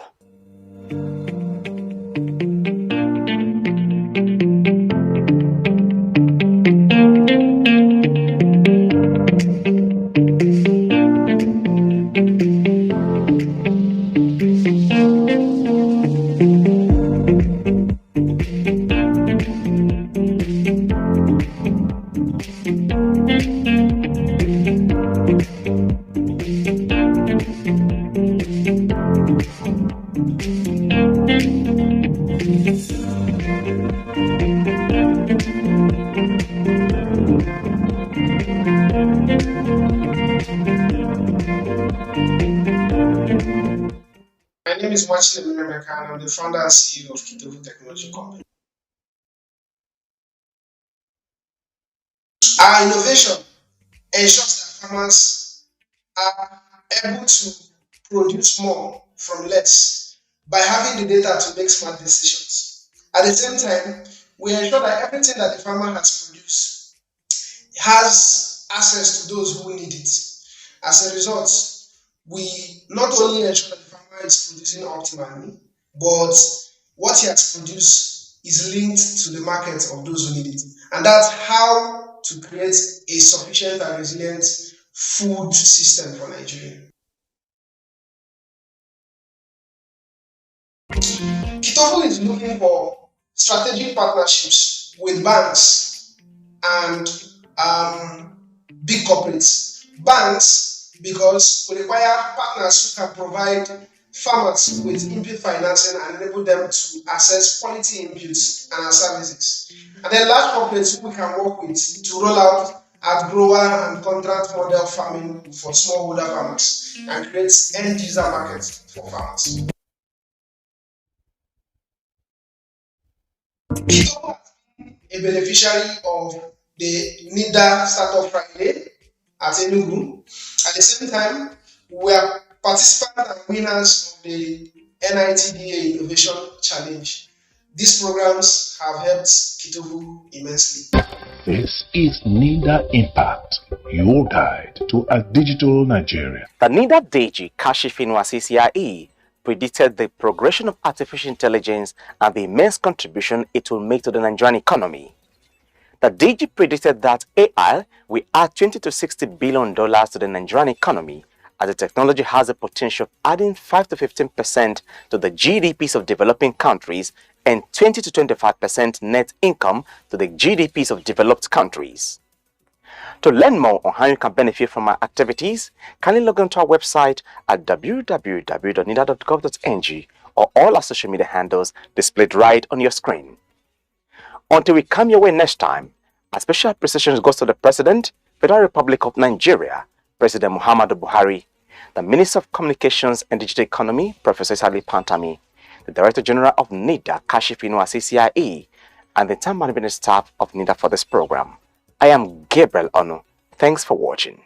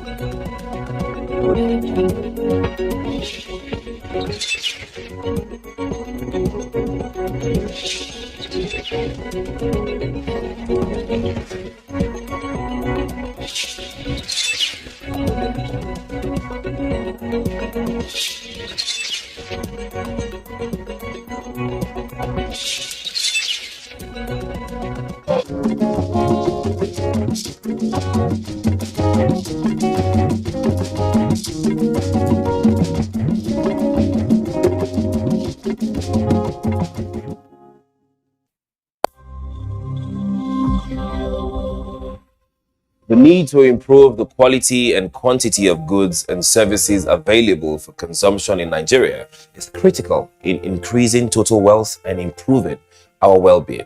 The National Productivity Center has the mandate to impact productivity consciousness in all sectors of the Nigerian economy, as well as build skills and competences for the enhancement of national and international competitiveness. Productivity is teamwork. Let us join hands together to make Nigeria a productive and prosperous nation. National Productivity Center, promoting productivity in our nation.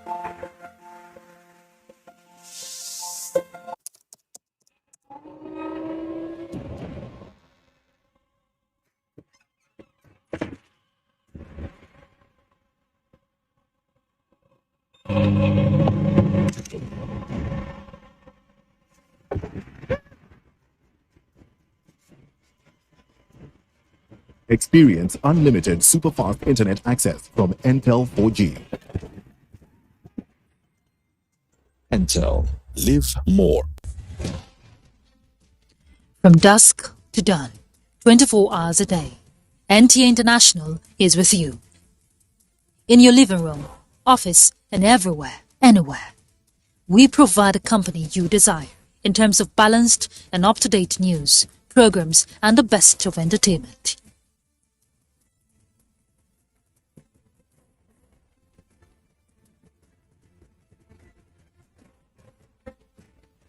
Tune in to DSTV channel 251, GoTV channel 91, Freeview channel 264, or live streaming via www.visiontv.co.uk.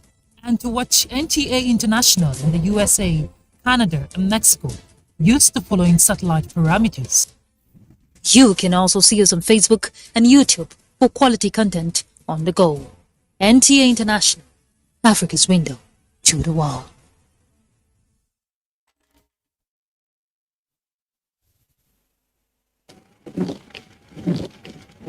Wipers wipe out moist and stains from the windscreen of all vehicles in order to give the driver sufficient visibility in the event of rainfall while on the road and to prevent veering off or colliding with other cars. It is important to not only have functional wipers but also ensure that our wipers are effective.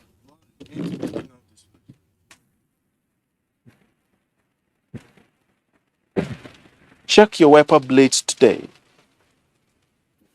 Wipers constitute the basic minimum safety on the road. And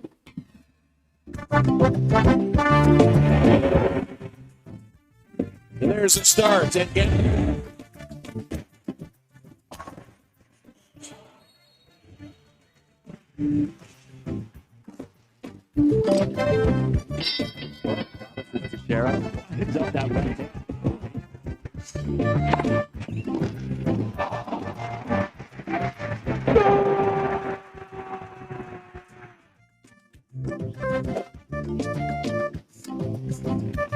Archbishop of basketball. He hung on that net like a stalk up a tree. NTA Sports 24 brings you all sports, all time and all day. Tune in to watch NTA Sports 24 on Star Times Channel 270, Star Sat on Channel 434, and Free TV on Channel 731. NTA Sports 24, where sports thrive.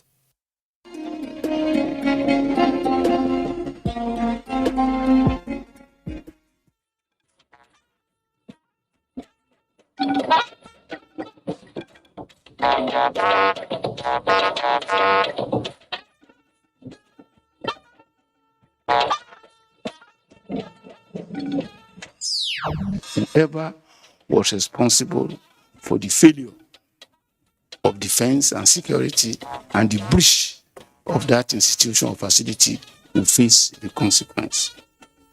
Federal government takes measures to incapacitate terrorists, bandits, and criminal gangs in Nigeria. The integrated personnel and payroll information system, the human resource part of this. Nigeria saves 200 billion naira annually as proceeds from civil service reforms. Those who have now obtained the minimum be now allowed to be used in the next examination.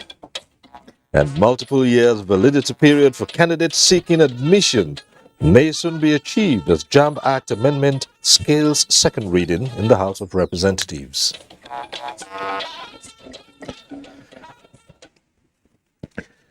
Good evening and thanks for joining us on NTA Network News. I'm Cyril Stover in Abuja. Hingino John Adams is in Lagos. And you can follow this news broadcast live on our website nta.ng/live and all our social media platforms displayed on the screen.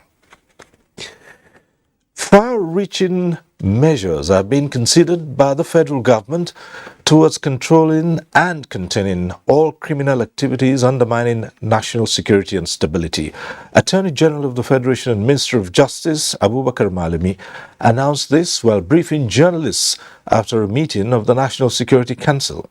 He said when finalized, terrorists, bandits, and other criminal gangs will be incapacitated from executing their activities.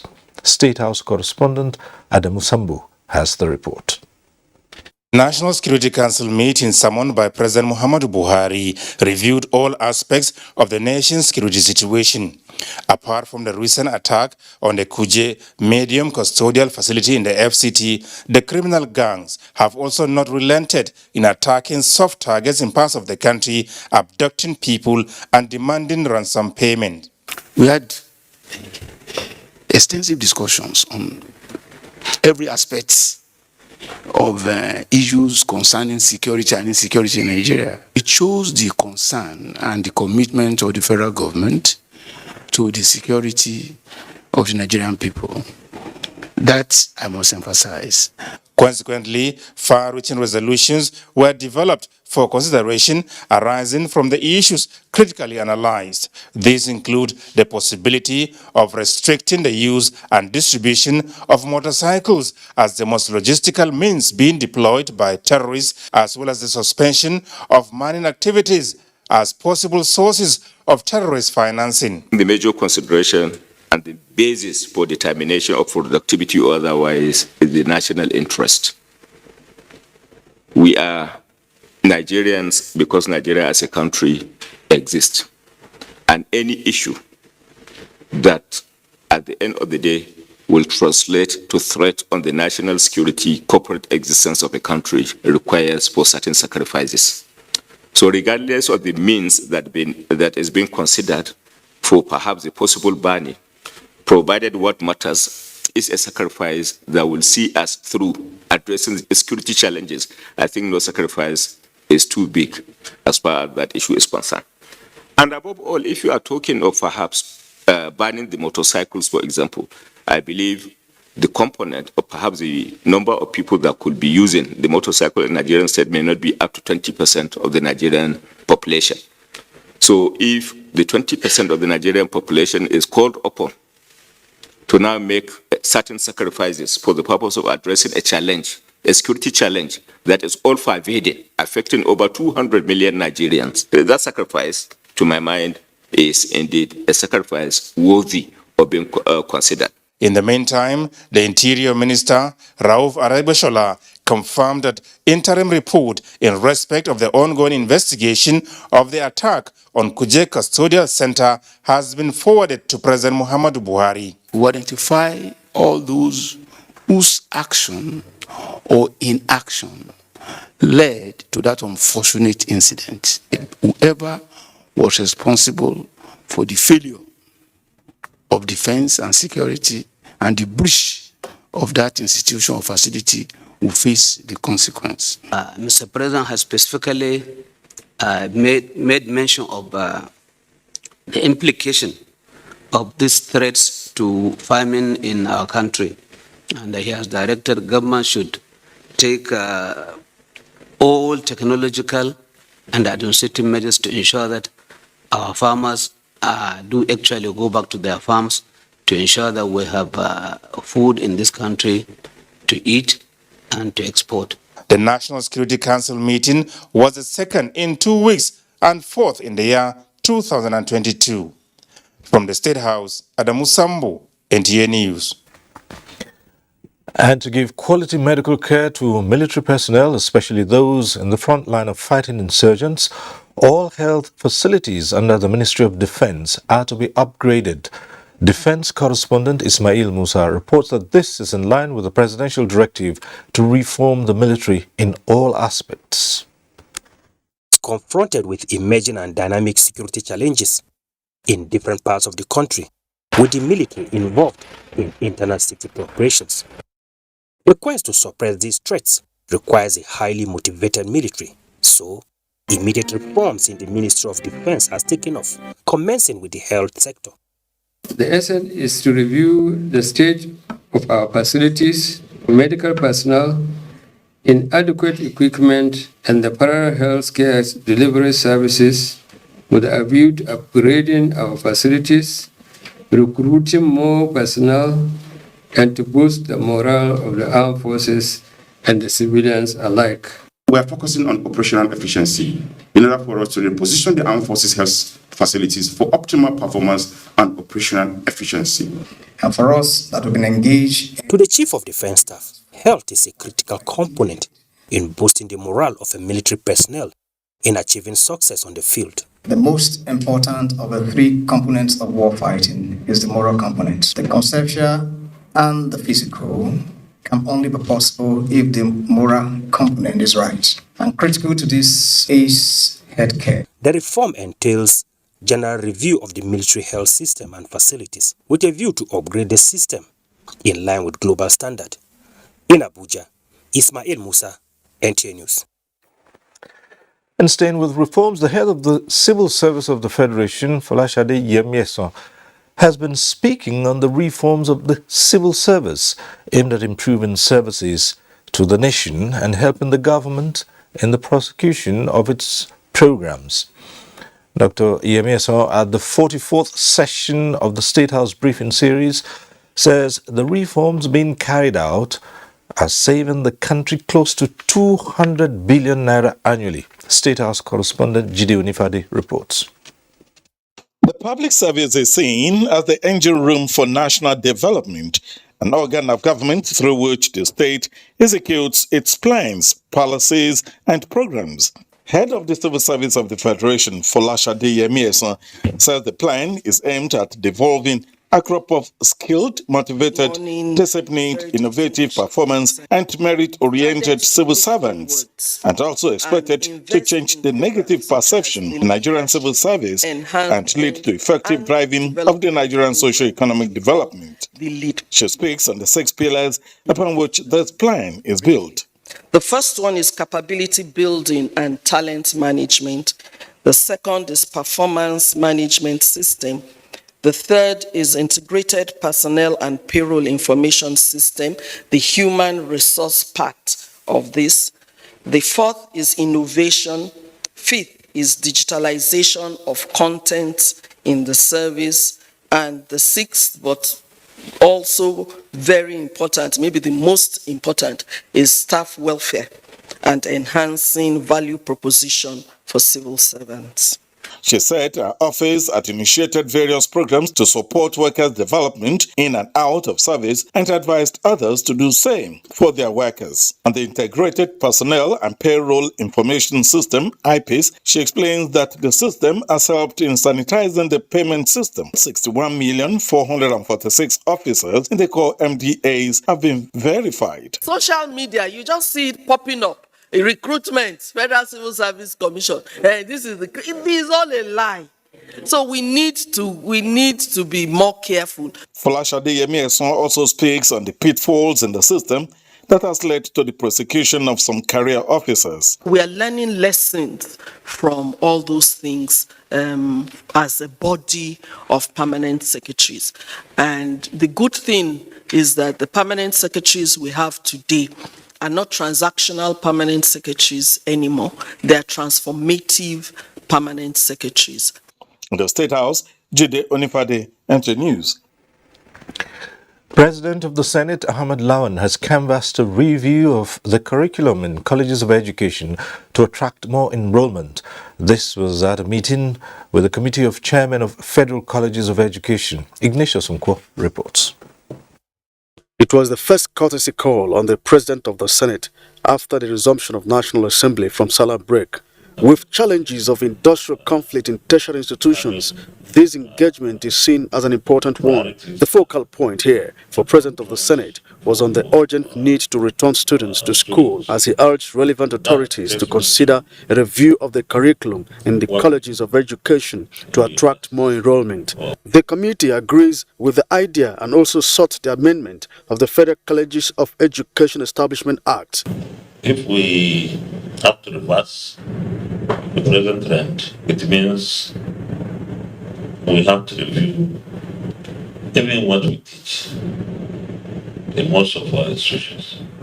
And similarly, our polytechnics, maybe some of the things they do these days, I think maybe required that the legislature should look into it.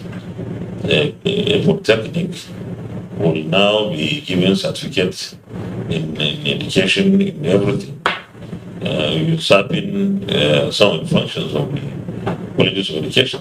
Our funding is so insignificant that even where the colleges rely on IGR, the IGR is not forthcoming because they are not students that we can use.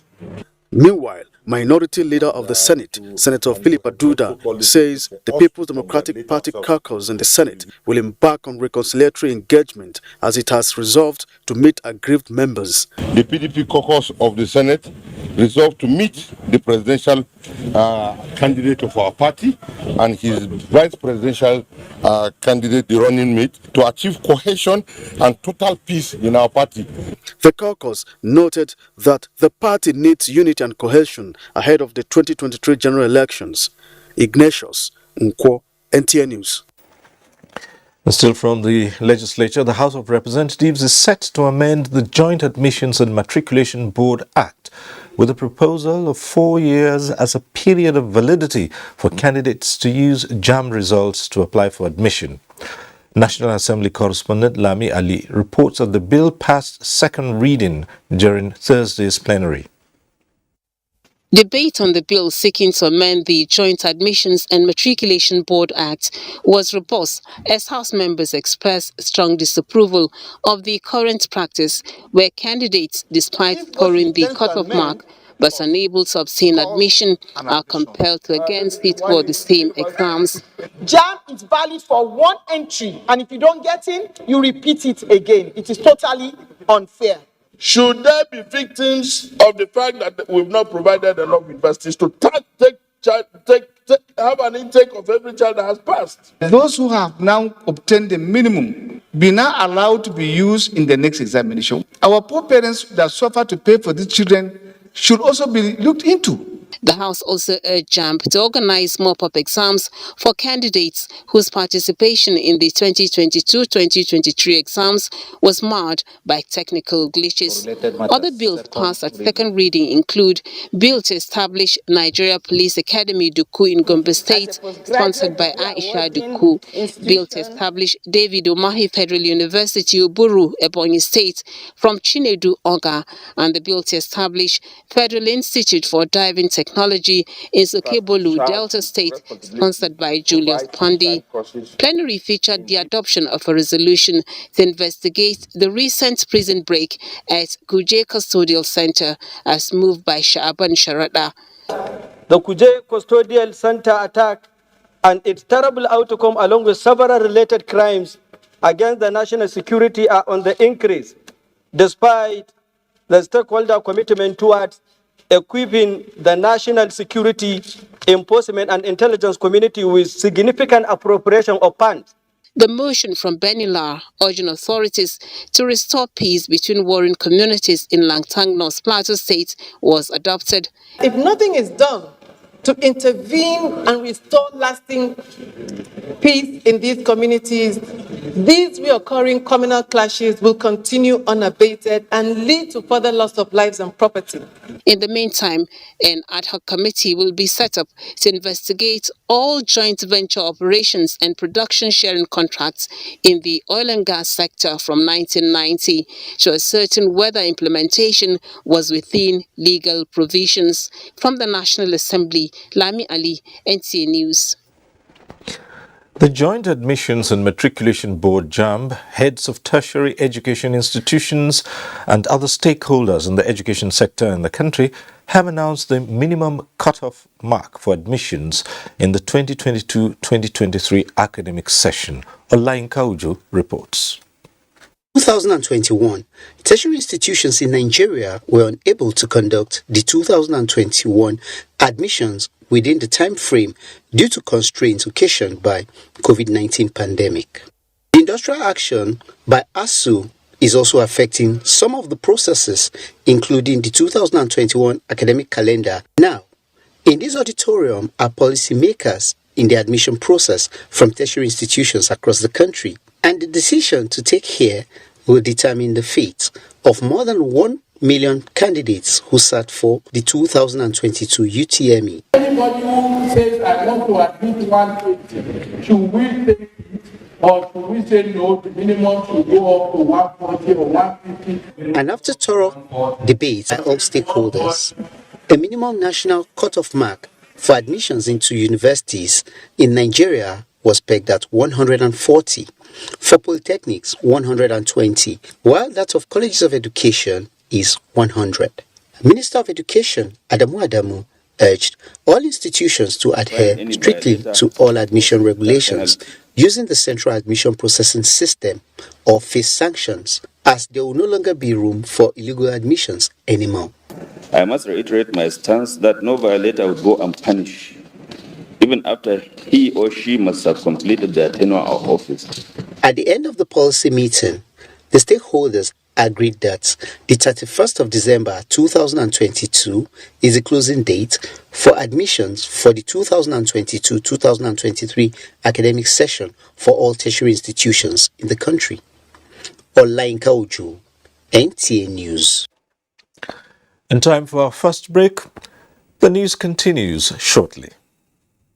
Independent National Electoral Commission hereby informs the general public that the ongoing continuous voter registration has been extended until Sunday, 31st July 2022. The exercise will also take place from 9 a.m. to 5 p.m. daily, including Saturdays and Sundays.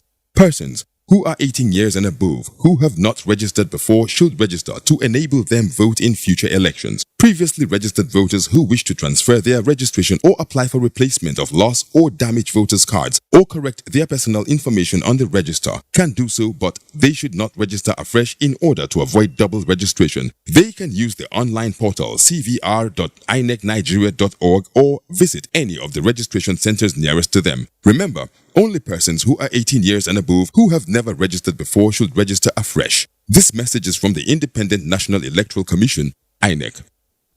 We are the dynamic global energy company of choice, steering the course of Nigeria's biggest export industry. With years of commitment, delivering greater value and improving lives, NNPC is transformed to better meet your everyday energy needs and retain the position as the largest contributor to the Nigerian economy, generating clean, sustainable energy with integrity, excellence, and creating value for all stakeholders. We are NNPC Net.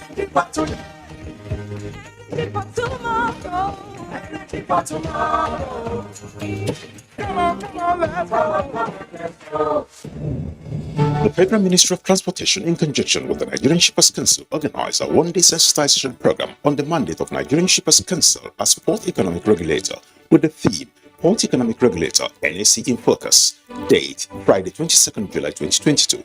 Time, 10 a.m. Venue, Eco Hotel and Suites, Victoria Island, Lagos. Topic, Promoting Competitiveness and Compliance in the Nigerian Maritime Industry.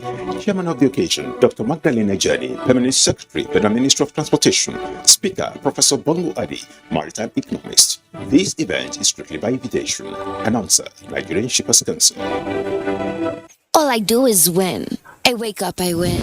I close my eyes, and I win. We get a message, girlfriend.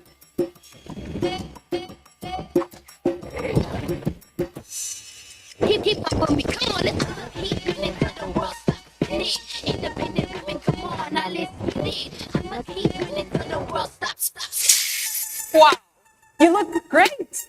Did you just bring the salon? Darling Super that great that stays salon fresh no matter what. Music is fuel that fires up our soul. Today, African music has a dominant place on the world map. This massive music movement creating waves across the globe. I have seen the evolution and the growth of this industry. But every movement starts with a story. And the best place to start any story is at the very beginning. It's a primordial energy that can only have come from Africa. Are you an entrepreneur? Are you involved in farming, manufacturing, servicing, and other specialized value chain creation in non-oil export commodities? The Organization of Youths in International Trade and Commerce, OIITC, in partnership with NTA, Television Enterprises Limited, is organizing a Made in Nigeria trade show and exhibition in Texas, United States, tagged Houston 22. Houston 22 is designed to promote creativity and productivity of Nigerian youths and women entrepreneurs, enhance economic empowerment, and attract foreign direct investment into Nigeria. It is scheduled to hold from 25th to 30th of July 2022 at the prestigious Expo Event Center, Houston, Texas by 9 a.m. daily. For registration, advert placement, and sponsorship, please contact Nafisat on 0803-331-0992 and Chingwe on 0905-596-1514. Chinedu on +1346-529-5236. Chioma on +1281-965-7042. For further details, visit www.oiitc.com or www.ntatve.com.ng. Thanks for staying with us. Information and Culture Minister Lai Mohammed has solicited the support and cooperation of the Lagos State Government in hosting the upcoming maiden UNWTO Global Conference on Tourism, Culture and the Creative Industry scheduled for Lagos this November. This was the high point of discussions when the minister led some members of the conference planning committee on a courtesy visit to the governor. Anthony Forsen reports. State Southwest Nigeria is one of the 36 states. It is both the most populous and smallest in area. However, it has remained Africa's major financial center, standing as the economic hub of Nigeria. With this capacity, it stands as the most favored to host the maiden global conference, which will attract top executives of the United Nations World Tourism Organization, ministers of tourism, culture, arts, and the creative industries from 166 member states. Hence the visit by the Information and Culture Minister. The essence of this visit, Your Excellency, is to formally inform you about the global conference and the role of Lagos State as the host, which we have summarized in a letter which I will personally deliver today at the end of this address. I wish to put on record that the government of Lagos State has continually demonstrated its commitment to our sector, that is tourism and culture. He explained the benefits Nigeria stands to gain from the hosting right, apart from the global recognition the country has earned. The minister said, countries bid to host events such as this because of the socio-economic benefits. Hence, our hosting of this conference provides an opportunity to, among other things, showcase Nigeria's tourism, culture, and creative assets, project Nigeria's image as a safe and desirable destination for leisure and business. Lai Mohammed, however, expressed gratitude for the Lagos State government's commitment and support in rehabilitating the iconic National Theatre, which will host the conference. Responding, the Lagos State governor expressed the state's willingness to partner with the federal government to ensure a successful conference. We on art and culture know that we cannot do it all. So we're partnering also with the private sector. From an economic perspective, we have to do it. We have to ensure that we give the opportunity, the space for the teeming youth population that we have in that industry. And it's a wild employer of labor. In Lagos, Anthony Forsen, NTA News. Nigeria has pledged continued support to the Global Fund for fighting HIV/AIDS, tuberculosis and malaria, which are considered to be among the world's deadliest diseases. This was when a delegation of the Global Fund was granted audience at the office of the Secretary to the Government of the Federation. Mitaire Ipen tells us more. The Global Fund invests an average of $4 billion annually to fight HIV/AIDS, tuberculosis and malaria around the world. Nigeria and about 80 other countries contribute huge financial resources to the Global Fund to accelerate the fight against the three diseases and also strengthen public health systems. The Global Fund's delegation is at the presidency to solicit greater commitment from Nigeria as a donor and recipient of the fund. For the last replenishment, Nigeria was kind enough to commit $12 million. We are requesting the country to step up the effort and commit at least more than 30% of that. I will also discuss with the AGF to probably take it up with Mr. President to direct that we step up our domestic resources as requested. We're looking to making sure that no resources are allocated to other countries that are belonging to Nigeria or were originally allocated to Nigeria. The Global Fund has so far committed $1.2 billion to fight HIV/AIDS, malaria, and tuberculosis in Nigeria. In Abuja, Maritime, NTA News.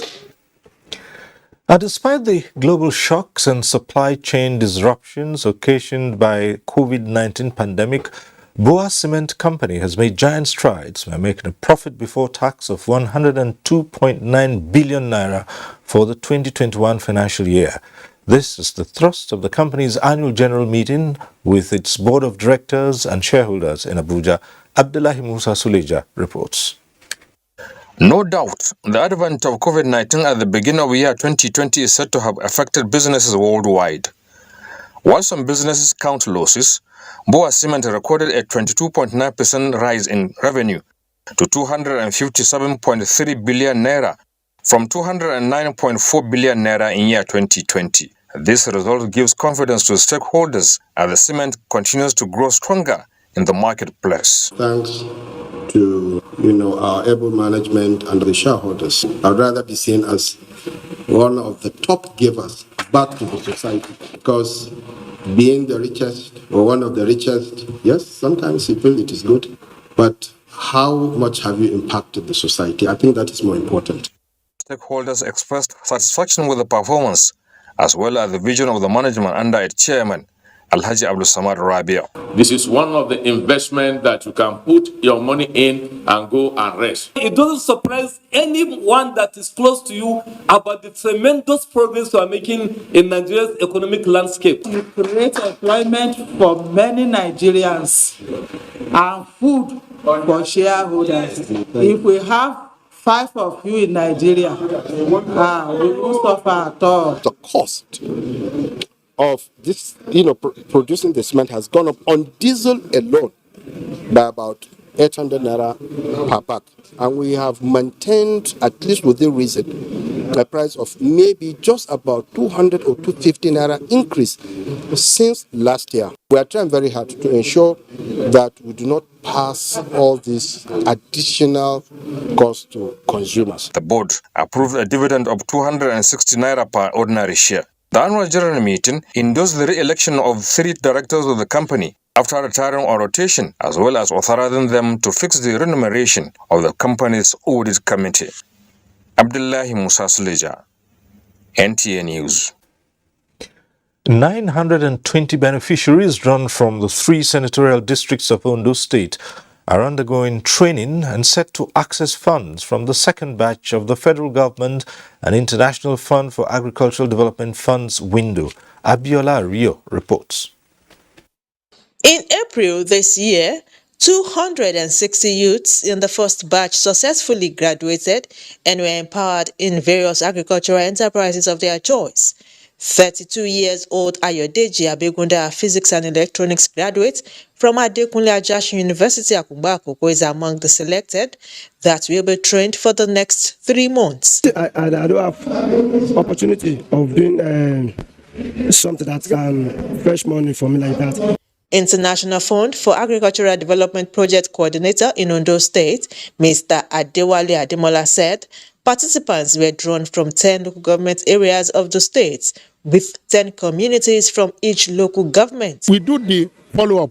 We ensure that those that are interested in agribusiness, in farming, are the ones that are being empowered. If they take the golden opportunity very well, it will help them to grow. They will be able to provide more food for themselves and for the people. The beneficiaries will be trained on cocoa farming, cassava farming, fishery and poultry keeping. To have more knowledge on how to raise these birds, poultry birds, how to take care of them, and it's source of income for me. They want to empower the youth. In Akure, Abiola Rio, NTA News. The Nigerian Electricity Regulatory Commission is leveraging on wide reach of the National Orientation Agency to commence nationwide advocacy on ending electricity theft and vandalism of power infrastructure in the country. The two federal agencies signed a memorandum of understanding where NOA will lead advocacy to electricity consumers across the country on the need to take responsibility and protect power infrastructure. Also, part of the collaboration is for NOA to enlighten electricity consumers on interventions of the federal government as well as regulatory framework to improve power supply and stabilize the industry. Create a vehicle whereby we have a platform where Nigerians are educated on the issues in the sector, issues of safety, issues of electricity theft. But in the course of this expansion of this conversation, we also try to bring out the facts as they are, let the cards on the table face up for citizens to see, in the process attempt to bridge the trust deficit so that all of us will be on the same ship sailing towards the same cost of national development. So going forward, we need to work together to ensure that we meet our collective mandate of ensuring that all customers in this country are satisfied. To safety on the roads now, motorists risk suspension of their driver's licenses once arrested for traffic offences.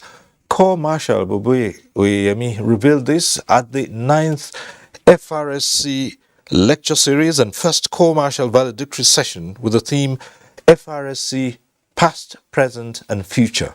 Oyemi Ajayi reports. This is one of the last major engagements of Boboye Oyeyemi as the Corps Marshal of the Federal Road Safety Corps. Safety on the Nigerian roads still remains paramount to him. This time, the Corps is coming harder on road offenders with stiffer penalties to be meted out to them. Right, we introduce the digital license. It's being gazetted, the gazette will come out tomorrow. So that means you don't need to be carrying your license again. You can have it on your phone for a fee. It's not free. It is not free. It's for a fee. So, but the law presently will allow you to hold both the hard copy and the digital one. Road crashes remain one of the leading causes of death globally, and in Nigeria, the Federal Road Safety Corps reveals that 41,709 persons lost their lives to road crashes between 2013 and 2020, aside the fact that 52% of crashes are speed-induced.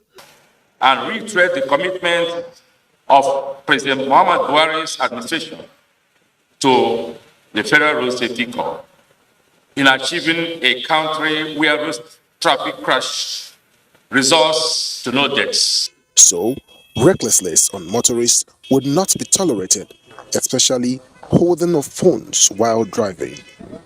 Oyeyemi Ajayi, NTA News.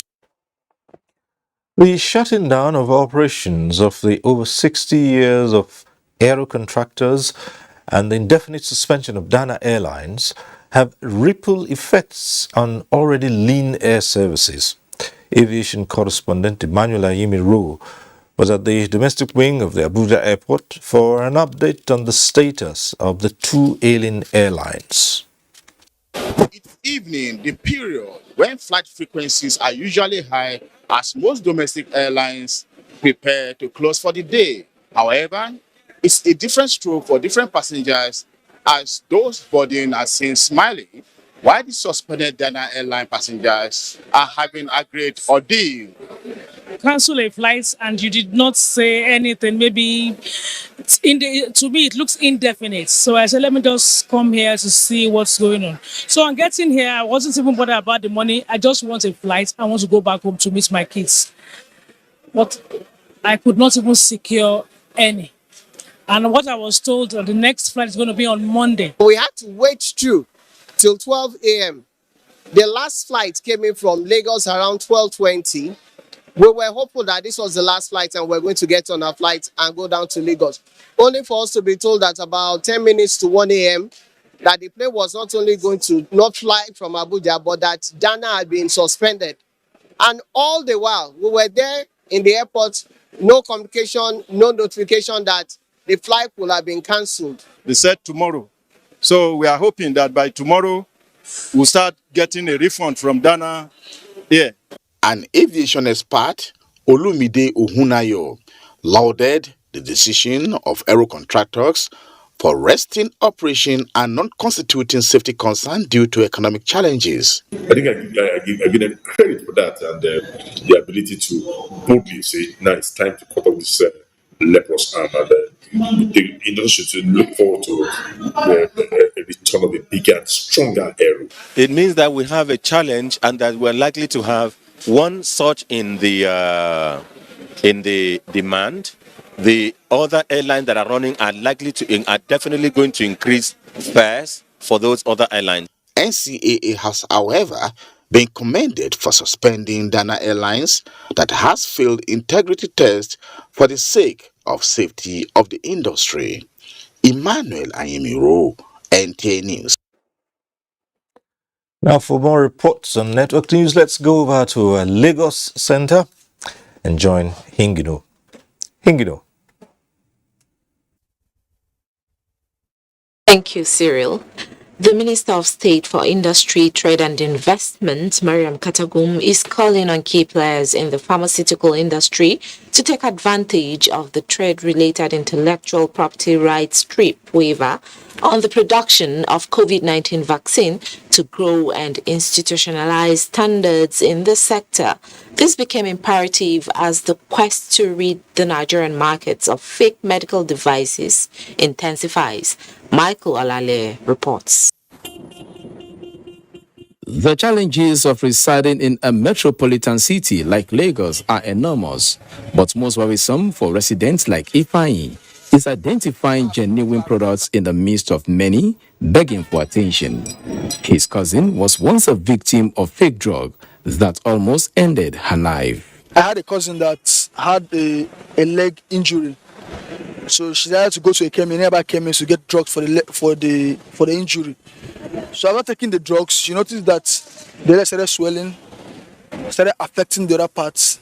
Beyond experiencing that ugly scenario are issues revolving around standardization in the pharmaceutical industry, and the federal government is working on a solution known as Health Industries Corporation of Nigeria, HICON, to provide enabling environment that will attract investments for the growth and development of pharmaceutical infrastructure in the country. This therefore calls for regular updates of applicable standards in line with international best practices, strict regulatory regime, and an ingenious approach to preventing the importation, manufacture, and distribution of substandard pharmaceuticals and medical devices. Still basking in the euphoria of an approval for its return to the seaports, the Standards Organization of Nigeria says reaping the gains in the pharmaceutical market in Africa, which is expected to reach $45 billion, must start with engraving the seal of standards on anything coming out from Africa. Our main effort to sensitize people about the standards is to bring us to the level where we're able to compete, we're able to produce, and we're able to economically survive. The Deputy Vice Chancellor at the University of Benin, Professor Ray Ozola, believes with increase in enforcement and public enlightenment, the pharmaceutical industry in Nigeria will deliver the gains of standardization. In Lagos, Michael Olaleye, NT News.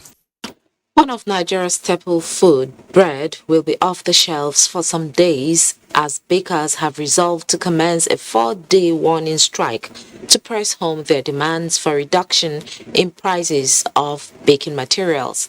Bakery owners say the decision was reached after several deliberations. Abolade Salami reports. Statistics has it that Nigeria's bread subsector is growing at a faster pace, with 72% of the multi-millionaire market dominated by small and medium-scale bakers. The vast market opportunities in the industry is attributed to the volume of consumption, as packaged bread meal grew at 3.4% relative to the 2.3% growth rate of unpackaged bread. This figure may likely drop as operators in the business seem not to be on the same page this time around with manufacturers of flour and other baking materials, owing to the hike in prices of commodities coupled with other charges. Because the flour is too cost. Before it was 17,000, but now it is 30,000. Now this 300 naira bread at all. Why? Because the cost of the flour, sugar, butter, and other ingredients that we use. Both good. One bag is how much? Let's say 30,000. And you're buying it for example 10,000, 12,000, 15,000. Since the sharp increment in prices of baking materials, packaged bread is now sold between 700 to 1,000 naira, while unpackaged bread now goes for 200 and 500 naira, depending on their sizes. They are selling 200, 150, 250. But now the big one is 350. So a small one is 300, 250.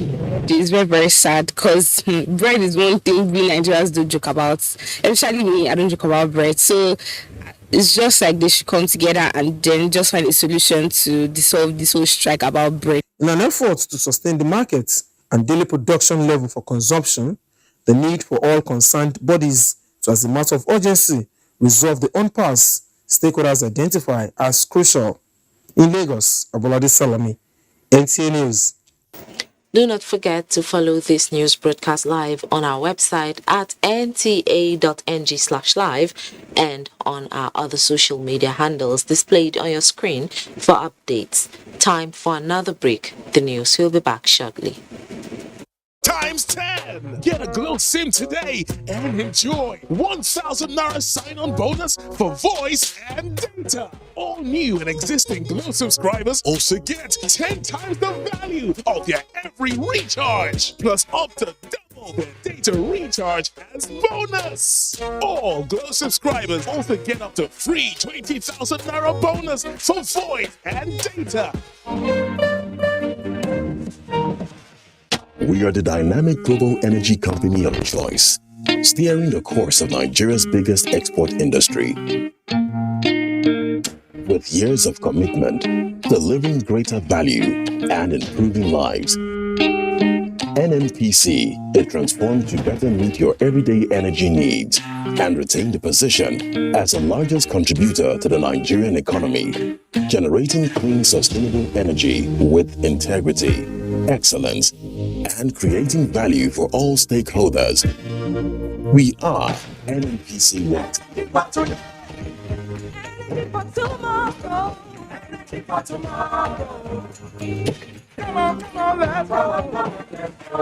Brekete times 10. Get a Glow SIM today and enjoy 1,000 Naira sign-on bonus for voice and data. All new and existing Glow subscribers also get 10 times the value of their every recharge, plus up to double their data recharge as bonus. All Glow subscribers also get up to free 20,000 Naira bonus for voice and data.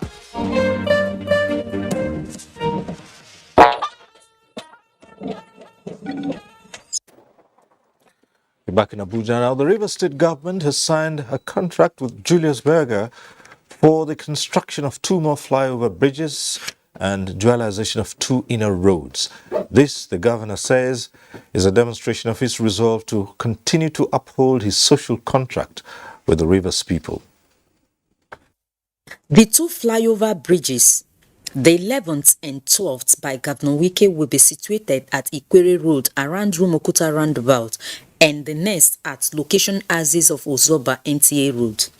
Governor Wike says the new flyover bridges will be constructed simultaneously with the dualization of Azikiwe and Ilabuchi roads. The governor promised that the bridges will be completed in 10 months, while the road dualization will be through in about 6 months. Our services to the people will end on May 29th, 2023. And so for us, it is services to the people until we buy out in May 29, 2023. I want to, on behalf of the Board and Executive Management of Julius Berger, thank His Excellency, the Governor of Rivers State, for trusting Julius Berger's expertise. The signing of the contract brings the total number of flyover bridges initiated by the Wike-led administration to 12. 4 out of the 12 have been inaugurated, while 6 are at different levels of completion. In Port Harcourt, Ogedinyekwe, NTA News. And now it's Benny and business. That's next business. Benny?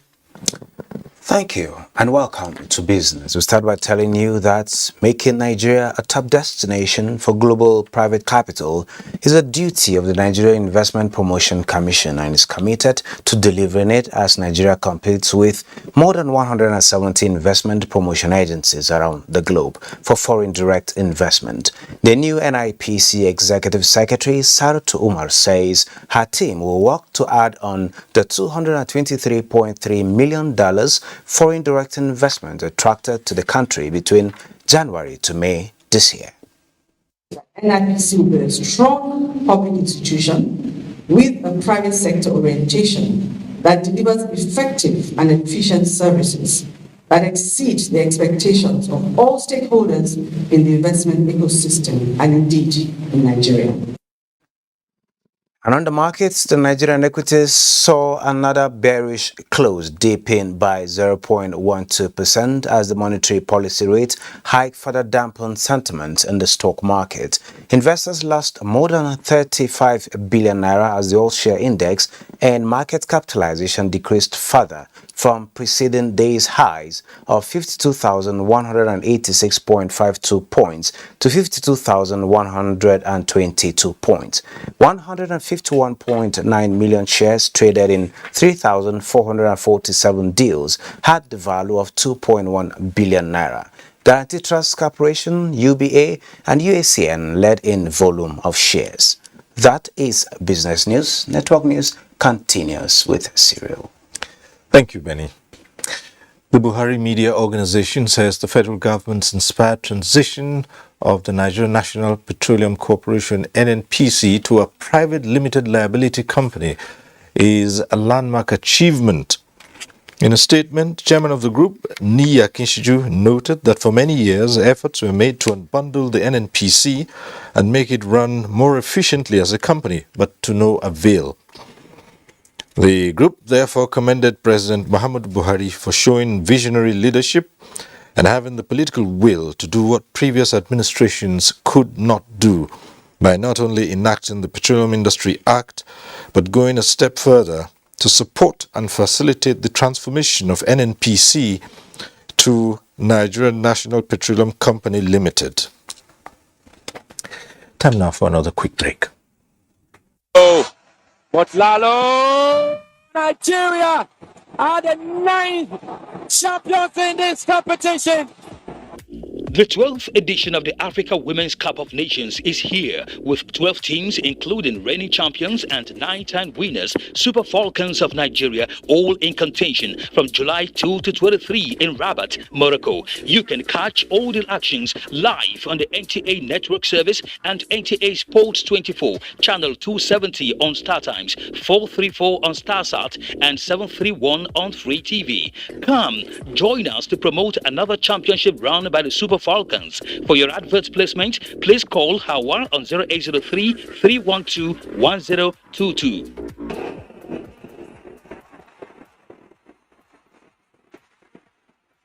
Africa Women's Cup of Nations, Rabat 2022. Game on. Our pastors, our imams, in every church, in every mosque, please realize that in the course of praying for peaceful and transparent elections, we all have duties beyond prayers. If we want a stable society before, during, and after the elections, what should you be saying to those that worship with you?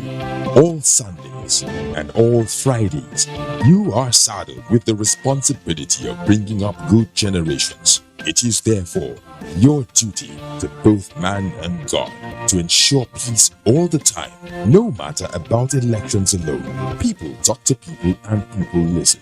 Talk to your followers. Make them listen to ensure peaceful 2023 elections. This message is from the National Orientation Agency.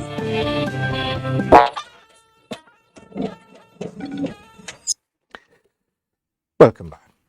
As the dust of the 2022 Africa Cycling Championship track in Abuja settles, Chukwunonso Nwabueze in this special report reviews the steady growth of the sport on the continent.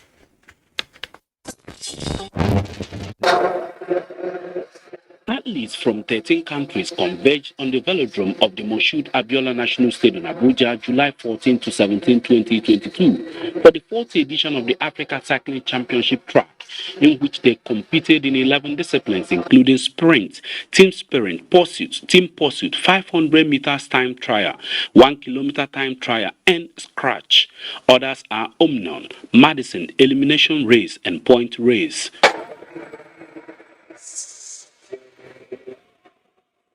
The organization is great, and we did well so far. We are thankful for the organization of Nigeria for the great effort that they did. Right from day one of the tournament, Team South Africa left no one in doubt of their desire to come tops as they began to rake in medals, closely trailed by Egypt, Algeria, and host Nigeria. We've enjoyed the competition, but we've enjoyed the fact that there's lots of other riders here, and everybody's trying their best and riding their best, and it looks fantastic. By the 4th day, Team Nigeria, who had hovered between 3rd and 4th on the medal table, eventually ended 4th on the final table with 4 gold, 7 silver, and 6 bronze, totaling 17 medals. South Africa won the tournament with 42 medals, comprising 20 gold, 13 silver, and 9 bronze, trailed by Egypt and Algeria. We are performing, we could have done much better. We had the opportunity to skate through compared to the last ranking and the last number of medals we won in the last African Championship.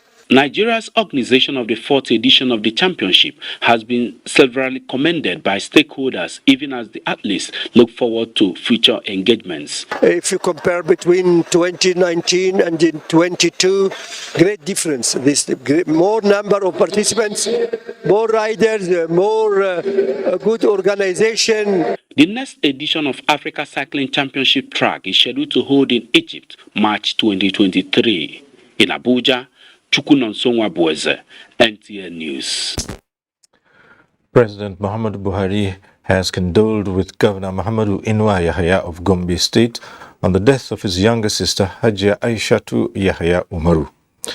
In a statement, President Buhari said the late Hajia Aishatu had made noteworthy contributions to further social empowerment in her community, for which she will be remembered by so many people. And he prayed Allah to accept her soul and reward her good deeds. Similarly, President Buhari extends heartfelt condolences to the family of Ambassador Isaac Sage on the passing of their patriarch and former Nigerian High Commissioner to Ghana and Ambassador to Spain, with concurrent accreditation to the Holy See, the Vatican. The President joins members of the Olare Aja family of Sage clan in mourning their father, uncle, and illustrious son, who served the nation dutifully as a Foreign Service officer, reaching the pinnacle of his diplomatic career as an ambassador.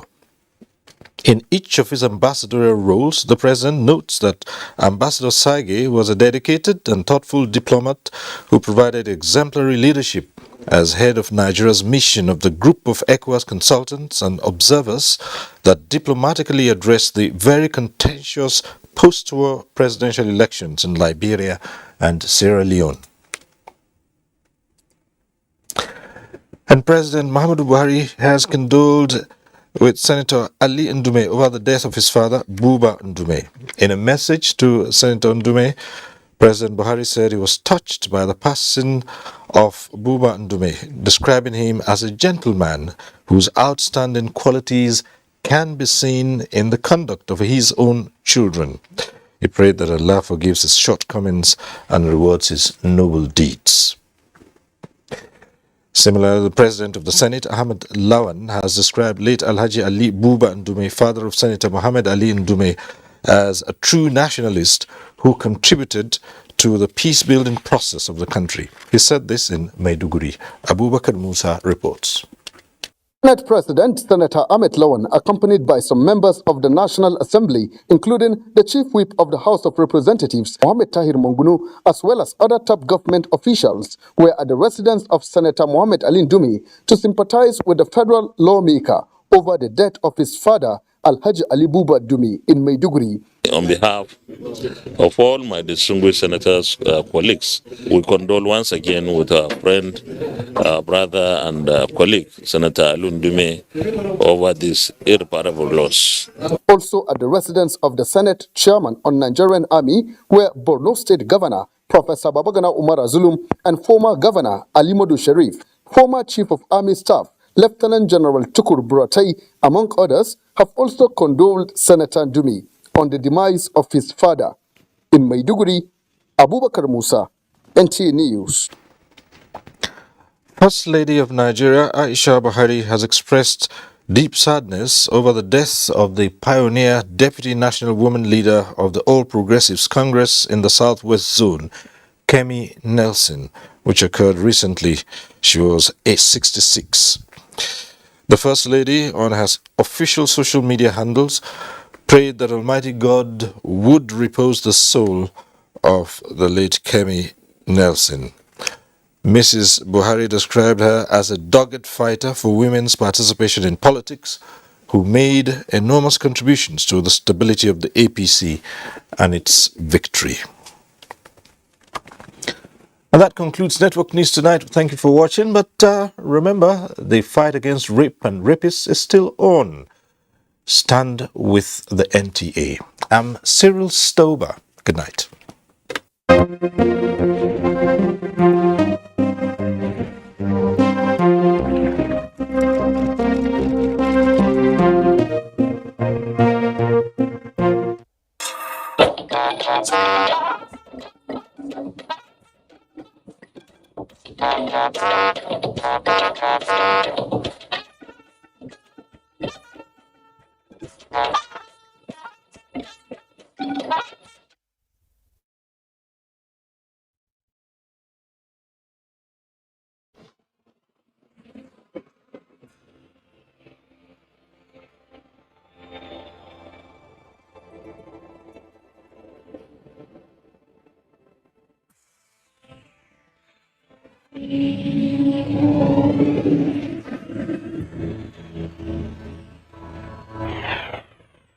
NTA, you can't beat the rich. 24 hours a day, 7 days a week. You can watch NTA International live on your TV, computer, iPad, tablet, and phone. Log on to visiontv.co.uk and click on Entertainment, then NTAI. You can also download the iOS or Android app on your mobile devices to watch NTA International on the go, anywhere in the world. NTA International, your window to the world.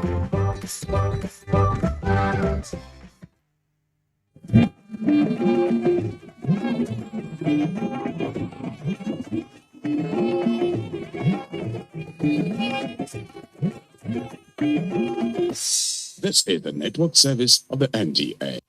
Hi, I'm 10 years Jack Rich. As an entrepreneur and industrialist of the fifth era of industrial revolution, where digital transformation and technology boom have taken artificial intelligence to record high economic level. One key engine we need in 2023 is economic liberalization as a phenomenal tool to activate private capital growth and also to join the trillion-dollar economic league. So looking at the global economic trend and its impact on the continent of Africa, which only accounts for about 3% of global trade, with 7% trade deficit, it is difficult to fathom the assertion that a struggling economy with a negative trade balance of about 19.3%, also exposed to surging global inflationary turmoil due to high import dependency on what it can produce.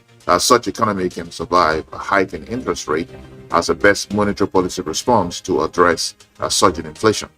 So this is because the current inflation is cost push rather than demand pull. So in this regard, it's uncertain to see any political economist within sub-Saharan Africa align with the policy postulation, calling for a hike in interest rate as best fit for the economy, or good instability of struggling low-income households, living below 400 naira a day, which is less than $1. So this is time for policymakers to award what I call deep tax cut, promote sectoral economic stimulus, through soft credit lines to help indigenous capacity to produce what we consume and spend. Ignoring economic stimulus and pursuing interest rate hike with a tax man on the neck of businesses